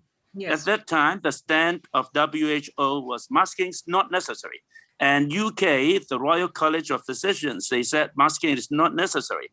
So our chief executive, that is our, our governor, our chief executive, said that no masking is necessary. So at that moment, Hong Kong Medical Association or the experts had been in the front line opposing the government's policy. So in the beginning, there had been antagonizing, front lines. We were like attacking each other's stands. So this is so difficult. And so that's why in the last year, in fact, many people have been challenging and questioning the viewpoints of doctors. But in fact, the expert views from the professionals are just professional opinions. They didn't come into policies. They didn't come into measures. So all the policies, the implementation, the measures, they were designed by the government. So there could be gaps between the advice from the profession and the implementation measures. Say, for example, when we said that at the height of the third wave, when hundreds of people were infected every day and people were dying every week. So the experts, the infectious disease specialists, they would advise that social distancing must be kept very stringent, and then no dining in public, no dining in the restaurants. Restaurants should not be open after 6 p.m., for etc. And then at one moment, the government decided to have no dining, no eating in public at all, even lunchtime. So, because they were advised by the specialists that having open meals in the public would be a big loophole for transmission of the viruses. Well, of course, that is true at that time. But the government should have designed the policies with multiple levels. That is, they perhaps first should call for home office. And then second level, they should have asked the restaurants to have different measures to avoid spreading. And then they would have to open the schools, the community centers, sports center, etc., for those who really need to eat outside during lunchtime. But they had not done those precautionary measures before asking people not to eat at all out in the restaurants. So people have to buy out for the just pick up delivery services, and then they buy out the lunch boxes and eat on the roadside. And that picture had been virally spread across the social media and the newspapers, saying that you see how doctors advise the government and how the government asks the people to eat like a beggar on the roadside. All Hong Kong are filled with beggars. So that was a very negative image for the government and as well as the doctors. That is, people are mocking the doctors that they know nothing about real life difficulties. And so they advise people to eat like beggars on the roadside. So that damaged the image of doctors because the government did not have could not have thought of a few steps ahead to plan for the policies and the implementation measures. So I just give this as a background so this would affect doctors' trustworthiness and the people's confidence in doctors when the doctors have to give advice to the patients. So whether they should be vaccinated or not. So that's why, in a way, Hong Kong has a very low vaccination rate. Although, yeah, we have choice of vaccines. We have the China-made vaccine, the killed vaccine, and then we have the BioNTech vaccine, the mRNA vaccine. You have free choice of vaccine in Hong Kong, and then we have voluntary vaccination. So it's provided more than enough for double the doses of the population of Hong Kong. That is, we have 7.5 million people. We had already got hold of 22 million doses of vaccine. And yet, up till now, after 3 months of the mass vaccination program, we had only about 15% of our population vaccinated. And so this is far from the herd immunity level. So we aim at 70% of the population vaccinated by the end within this year. So, but with this slow rate of vaccination, we could not achieve it because there is hesitancy, because they don't trust the scientific world. They don't trust the doctors. They don't trust the government. They fear that there could be side effects. And then every time there were a little adverse effects after the vaccination of the citizens, it will be blown up in the social media and the newspaper. And in fact, when there were mortality, especially, so far there have been 1.5 million people who have been 1.3 million people who have been vaccinated, and there were about 33 vaccinees who had died after vaccination. All right, but in fact, this mortality rate is very low. You know, only about 35 deaths after 1.5 million vaccinations. This mortality is very low compared to the overall mortality in the whole population. In fact, every day there were citizens dying from different causes, heart attacks, strokes, and then sometimes even dissecting aneurysms. So you could not blame all these things to the vaccinations, but from the news report, as if all those deaths after vaccinations are due to the vaccines. Yes. So this is unfair reporting. And then yet the people would have a very bad perception about the vaccines. They fear that these vaccines could make you suffer or even cause deaths. And so that's why people reject.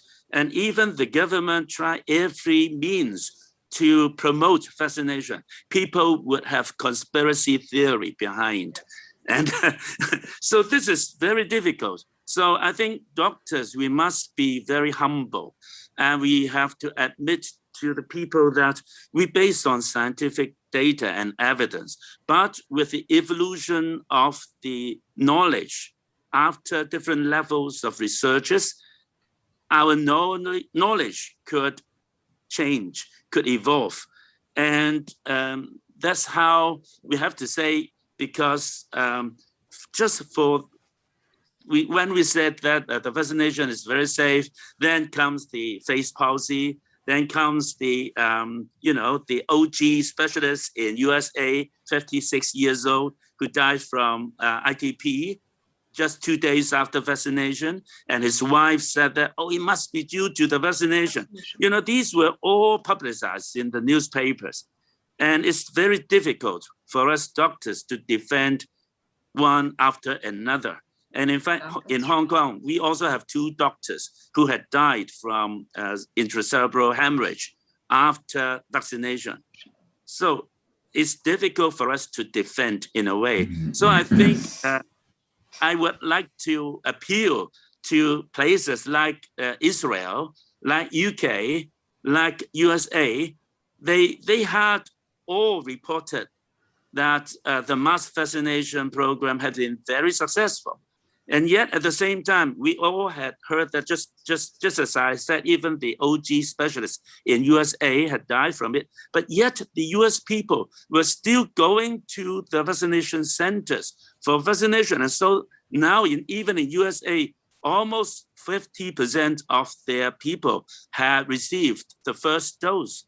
Yes. So I think that is quite a different mindset. So I would like to ask for your expert advice from all the experts here, all our colleagues here, how to overcome the perception in the newspaper reporting in the average citizens, and how doctors could appear not defensive, but scientifically explaining, empathizing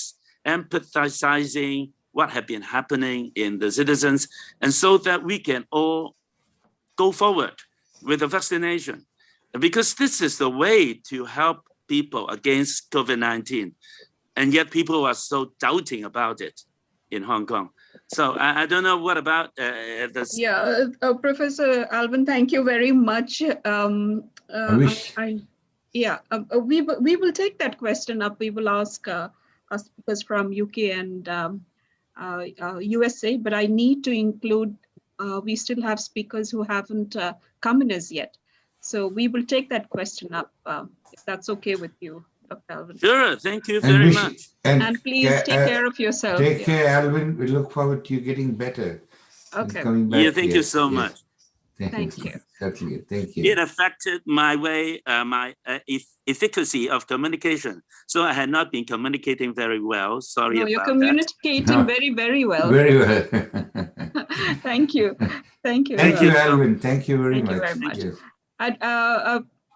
Professor Paul, would you like, you had raised your hand for this, or was it something else? No, if I may, I will be very brief. Yeah. I practice in a country called Wales. Wales is within the United Kingdom. And when I last consulted Our World in Data, that was 3 days ago, Wales was the highest proportion in the world of successful vaccinations, first COVID vaccinations. It's about 85% of our population. Now, we come from a culture where there isn't such a great fear of vaccinations, but I would say this, is that the consistent message thing that came from Jasna, very important, really. The training and the local training of medical staff and nursing staff and people who give the vaccinations right up front has been one of the early successful elements of our program. We have a series of frequently asked questions, and we have open discussions with our staff about the uncertainties and the things that they will bring to the consent process. But I would say to you, although at the end, the issue is predominantly one of conveying what we best know contemporaneously at this moment in time, as clinicians, we have a duty to be proportionate about things, so that when we hear messages about side effects, or when we hear messages about sort of significant concerns that people have, the art of medicine is surely to put it into proportion so that people can make informed decisions. Yeah, I think that's been the nature of our program. Yeah, I think, Dr. Paul, we have to address the issue immediately, otherwise it doesn't work, because then it becomes Yes. It just snowballs into some misinformation. So that is what is very important. Couldn't agree more. Yeah. Thank you, Professor Paul. Professor Jose, you're waiting very patiently. Can you unmute? Yeah. Can you unmute? Yeah. So Professor Jose is from Brazil. Your views and thoughts on our discussion right now, vaccine hesitancy, communication with patients. Well, I think that Dr. Javi was very happy to point out some, I think, important messages, and I quote him: "The half-life of truth in medicine is short." This is something that all good clinicians know everywhere in the world. And another thing that I would point out from his presentation is that together with the pandemic, in an era of social media spreading through cell phones, we had to deal with something that we did not have to deal maybe 10 or 12 years ago when we had the H1N1 flu, that is the infodemic. So information circulating all around.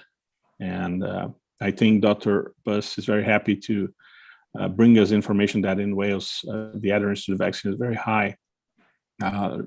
It's a smaller community with a very organized health system. We do have a good culture regarding vaccines in Brazil, and it's old. So what I see right now in Brazil is that people are just making lines, and we still have a demand that's much higher than the offer. Although the government has been made contracts with at least, we do have at least 3 vaccines available in Brazil right now, one from China, the AstraZeneca vaccine and the Pfizer vaccine. So I think in Brazil, as we do have a culture of preventing disease, and the vaccine programs are very strong, and have been strong in decades, even before we had an organized Yeah, you have a public health very system. you have a very good public health system, right, Professor Jose? I think regarding vaccines we do, but as some other colleague pointed out, we had a lot of difficulty dealing with the inpatients because the structure in many states in Brazil regarding ICUs and specialized care is very poor. So we have very different situations when you look at states in the South who have more resources and more professionals that are well trained for this kind of situation, and states where the resources are not so abundant and not well organized. But I think that the challenge of communication is huge. In Brazil, I see our culture regarding vaccines is good, but the Brazilian also has a culture of trying to get information. We're very social. Social media in Brazil is something that a lot of people, like a high percentage of the population, adheres to, and they seek information. So I think one of the main challenges we had as physicians during this pandemic is to have the humility to say that we don't know, to say that we are there to offer the best, but that the best maybe in 1 or 2 months won't be the same. The answer won't be the same. Yes. So we have to, I think Dr. Ravi pointed out, we have to stick to the art of medicine, be side to side with our patients and provide compassionate care. This is maybe the main role physicians have right now. Yeah, that's it's right. a big challenge.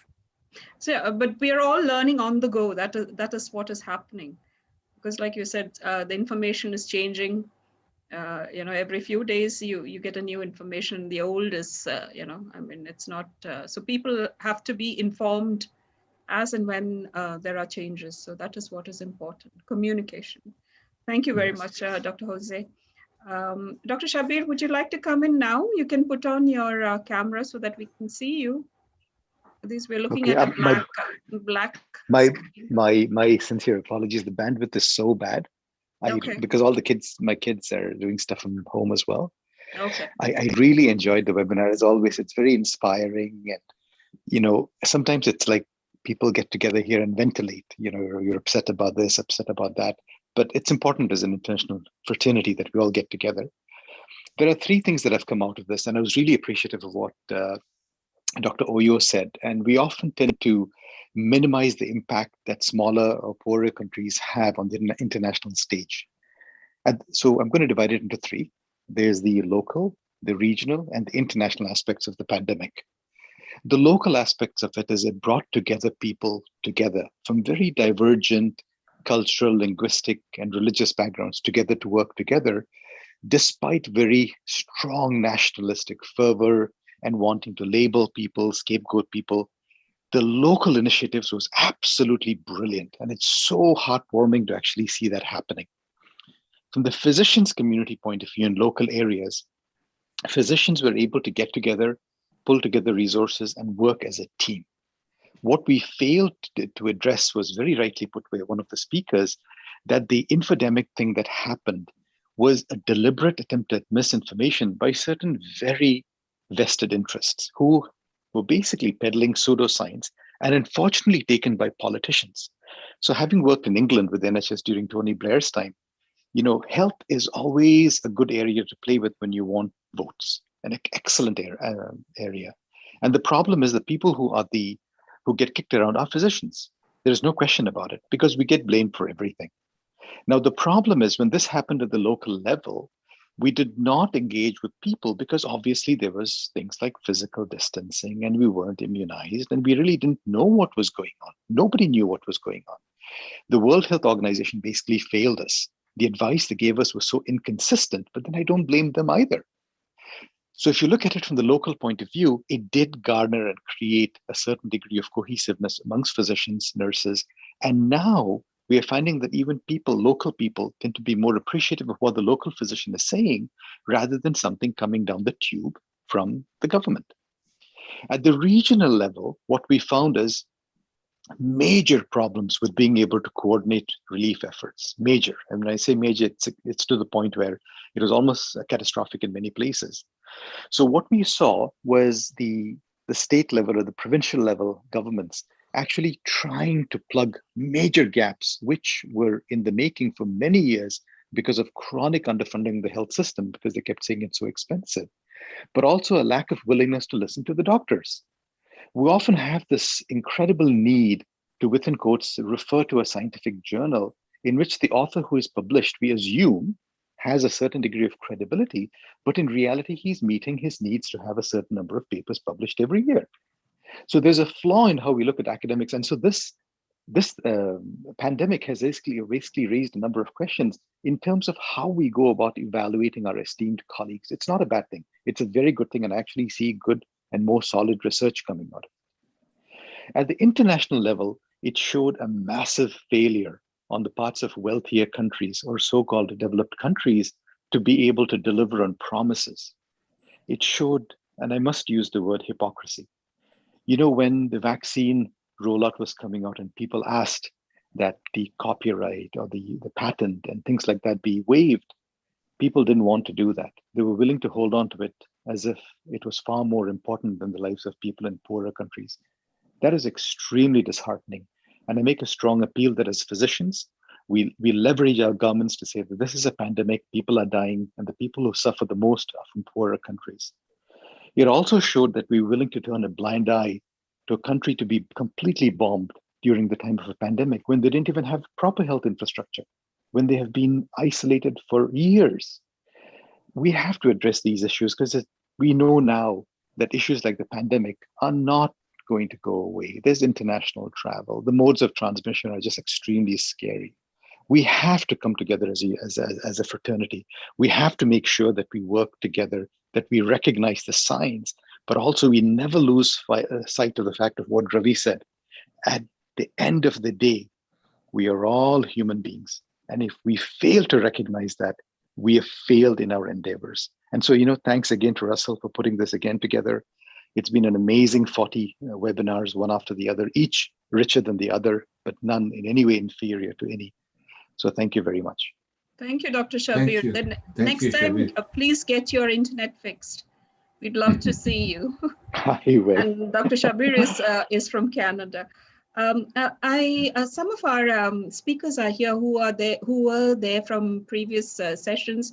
Professor Rizwan is from Pakistan. Professor Rizwan, are you there? Professor Rizwan? He actively contributes to all our webinars. Professor Rizwan, no. All right. So then I'd like just a few words before we close, because we have exceeded time, really exceeded time. Dr. Ravi, India is now grappling with all the pseudoscience that has come out, and the doctors have voiced their, a strong objection. Can you just tell us about it? Working from local to global level, what I have observed, and I will sum up in one sentence. This pandemic at all levels, we have failed because of bad science, bad governance, and bad politics. And this is at all levels. And especially in our country, as you rightly said, when the government of the day itself patronizes pseudoscience. And not only they patronize pseudoscience, it emboldens the people who promote pseudoscience to derogate the modern medicine. Yes. That is the worst hypocrisy what is seen here, when we have lost in the first wave nearly 750 of our colleagues.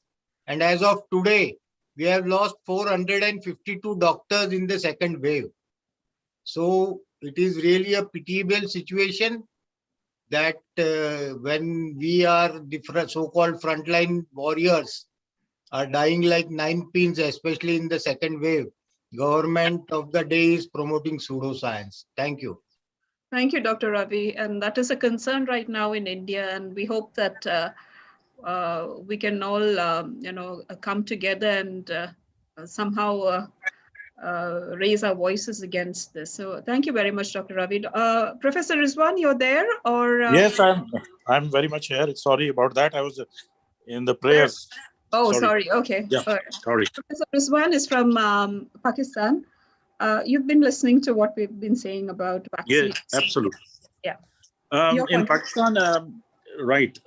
We just about 3 weeks ago, we were under tremendous pressure, and the number of cases were increasing exponentially. And the government was really grappling with how to come up with services and how to create new services and how to enhance the vaccination drive.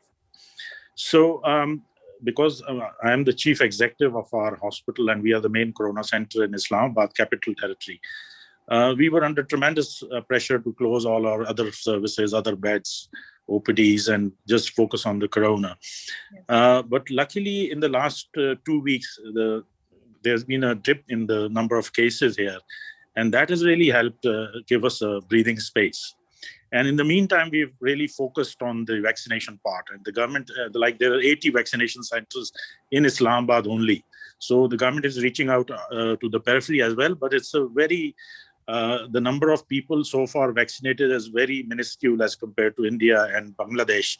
And the government is desperately trying to reach a significant number of people to be vaccinated. So that is the current policy. The dip is there and we have lesser number of serious inpatients. So hopefully, let's see how things unfold in the next, say, 2-3 weeks, and then we'll have a pretty good idea what's going on. Thank you, Professor Rizwan, for giving us that short overview of what is happening in Pakistan. Just before we close, I'll give the last word. Professor Omandi, you have written something in the chat box, which I think we'll just address it and then probably we can close. Professor, you've written, youth are a special group to be dealt with. Children have been left out in COVID communication. Very important. Would you like to talk on that before we wind up? Yes, thank you. Youth are a special group because they feel they are not vulnerable and that they are invincible, and they continue with their life with business as usual. And we know that they're super spreaders and they go for parties, even when you want people to know to go for parties, they go for parties in private places. And yet they don't take the message very seriously. But again, the political class also are leading into this, because in our country, they preach water and drink wine. They are engaging in super spreading activities and events. And I think this is something that needs special communication, the youth. Then the children are left as bystanders. You know, the children, they are watching as their parents are terrified, fearful, and are dying and are sick. They develop, there's the issue of, they develop mental health issues, which are currently ignored. They do not comprehend COVID and what is causing it, and they are not listened to. Nobody cares about their views, and they are ignored.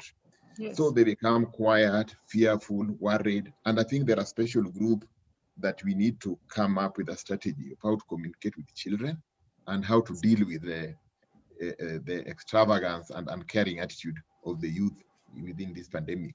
Thank you. Thank you. Thank you very much. I think India has already been warned that the third wave will be affecting children. So I don't know if we are going to do anything about it, but we've been warned. That's for sure. All right. So thank you very much. It has been a beautiful session. Dr. Russell, you want to say something? And Dr. Ravi? No, I said, Ravi, you want to say? No. I just wanted to tell that just today afternoon, Indian Medical Association released guidelines for managing pediatric COVID. Okay, so we are preparing our physicians to manage pediatric COVID. That's really good. That's good news. Thank you, Dr. Ravi. Mary, we do have Dr. Lincoln. I saw Dr. Lincoln, but I just thought he's there. Lincoln, Dr. Lincoln is the president of the Confederation of the Latin American and Caribbean Medical Association. So Lincoln can you might give him, because he represents another part of the. We do have from Brazil, but he might add something to what we are discussing here, Mary. Yeah. Well, I would like to apologize for my absence. I'm a surgeon and I have a professional emergency. Luckily, it goes well. So hello to everybody. I listened to a good part of our very, very good meeting. So once again, Professor Russell, Mary, very, very good to be present with you here. And for sure, we are dealing with, like India, with a very still huge situation concerning COVID here in Brazil. Luckily, our population is not so big as the India's huge population, and the percentage of vaccine are improving. So we are hoping to have better news in a month and a half. So this is it. I'll not be long in my speech now, but it's always a pleasure, and congratulations to all panelists and all of the people that presented here. Thank you very much, Professor Russell. Thank you, Dr. Lincoln. Lovely to see you here. Lovely to see you too. Yeah, yes. Yeah. Deborah, would you want to say something? You've raised your hand, yes. Dr. Deborah. Yes. Yeah, you're on. Yeah.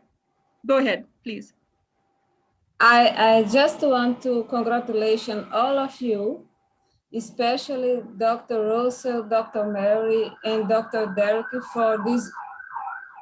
Sorry, the noise. And congratulations all of you, all my friends from Brazil, to do this the best of our health. So I want to say how we are sad about Dr. K.K. Agarwal. Okay. And we have to continue his work in CIMEO. It's very important. He wanted to do a great group with people from other countries of the world. And I think you can do this. We can do this.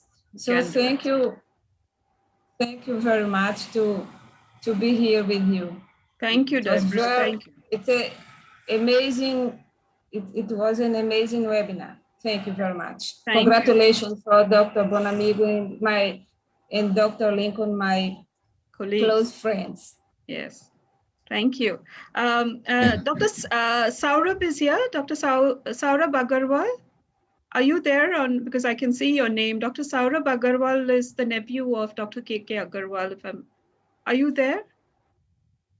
Yes, and he organizes these meetings every Saturday. Yeah.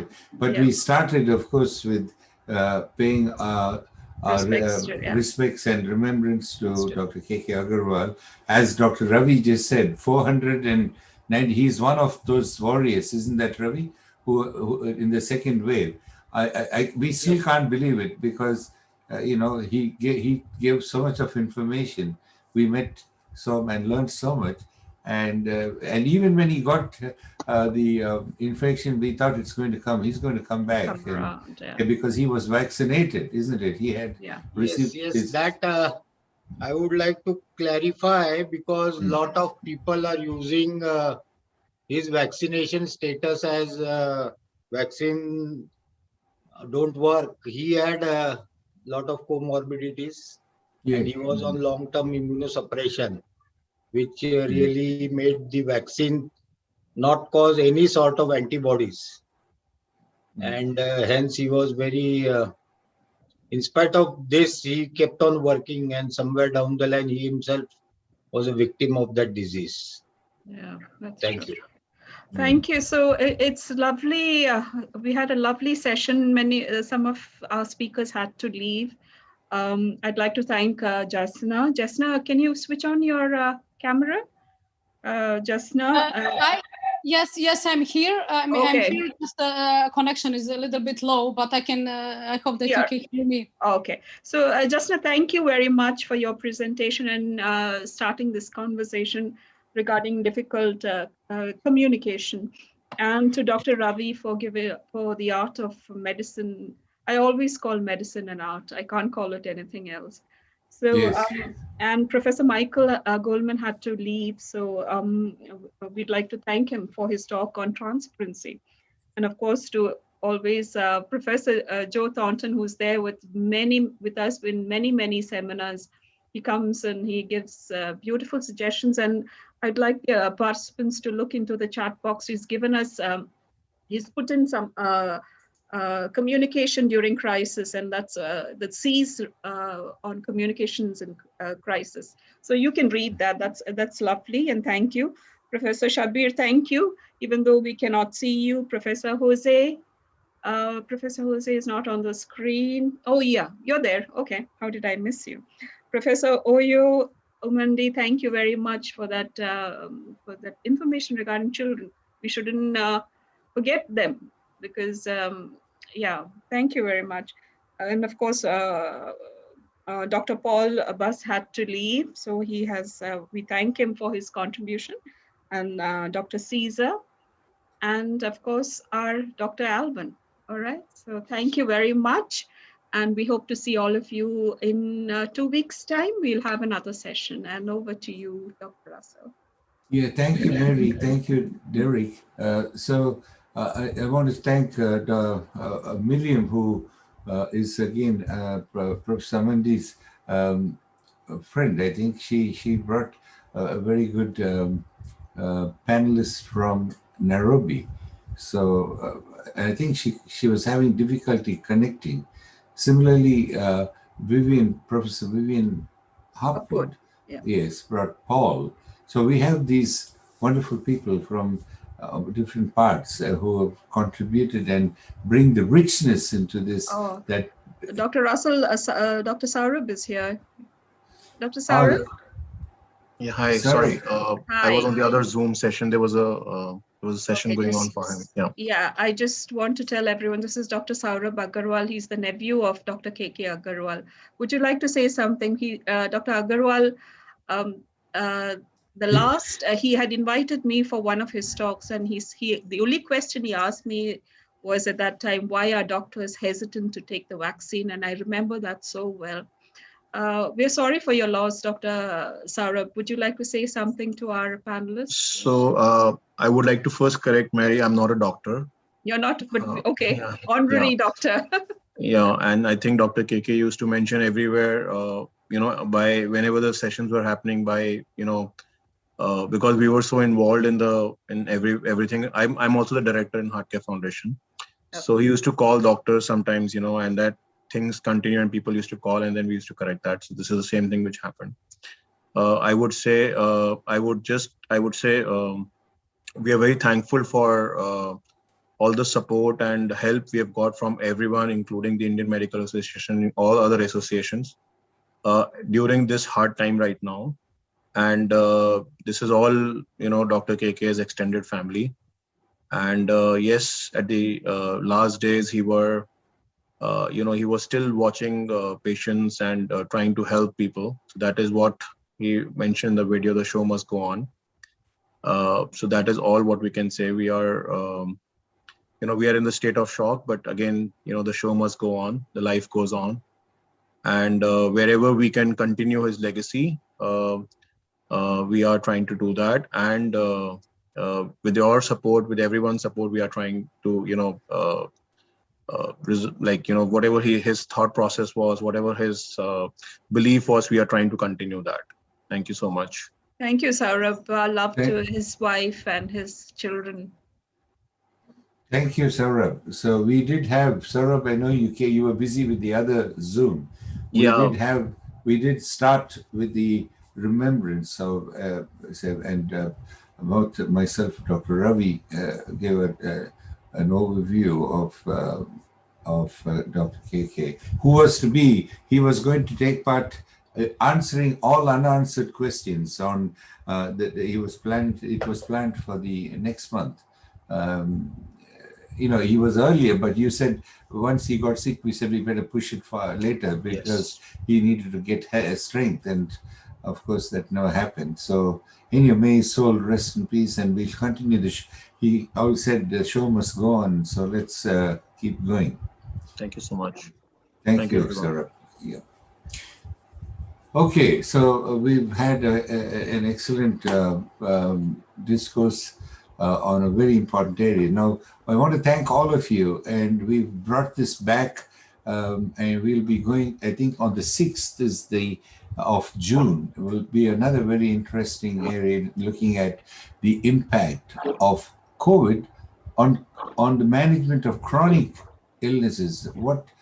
So many surgeons and others, gastroenterologists and others are going to be talking about what the impact of COVID, what's happened to their managing chronic patients, screening for cancers and so forth, but from the different parts of the world. So we'll hold on to listen to this and take that forward. So once again, I want to thank Ravi. Thank you, and Ravi, all the others for joining in here and continuing. And also Des Cahill, thank you very much. It's midnight there in Australia. You're still up. Yes, yes, we both are. It's past midnight. It's 12:30. Yeah, so we both are here in this part of the world. But of course, we continue solidarity, cooperation, the key fundamentals for why this program has been we put together. And what we come now to learn is that all of us are in it together. We see from Africa to Australia or to United States, South America, Europe, UK, and Hong Kong. We've had everyone here giving us, telling us what's happening, and we are all in it and suffering together. So we will all come out. We're very confident that all of us together will come out on the other side well again. So thank you everyone for being here. We'll see you again. Stay well and stay safe. Stay safe. Till we all meet again. Thank you. And thank Derek, you very much. Thank you, Derek. Is there anything you want to say before we close? No, it was really excellent and feels good to be back after that extended break. Wonderful panelists and wonderful additions. So we hope to see many more in future. And that very important point that Professor Oyo highlighted about youth and children, I think that's already picked up, and we see a lot of interest in the chat box. And I'm sure that that possibly could be one of our future topics as well, where possibly we can look at that important area. And hopefully that will keep us better prepared next time. Hopefully we won't end up again in a panic situation. But that is something we really need to think about and be careful, because they're a really vulnerable population. And since we've lost so many adults, we can't afford to do the same thing with our children, especially if there are going to be long-term effects, as we are still seeing in the post-COVID. So thank you, Professor Oyo, for highlighting that. And of course, thank you to everyone. It was wonderful to be back here and look forward to seeing you all. Back to you, Dr. Russell. Thank you. Bye. Bye-bye. Bye-bye to everyone. Bye-bye. Bye-bye. Bye, Srini. Srini is there. Bye, Srini. Bye-bye, Srini. Bye, Tara. Good to see Tara. Bye, Mingma. Mingma is there. At last we got Mingma to join us. Jasna, thank you. Where is Bahna? Dr. Arun is also there. Arun, yes. thank you. Bye. Nice to see you. Lovely to see all your faces. From Nepal. Nepal, Shakya is there. Yeah. Thank you. Okay. Sheba is there. Good. Sheba, hi and bye. Yeah. Thank you. Thank you so much. Dr. Russell, go to sleep. Bye. Thank you. Thank you. Bye. Bye-bye.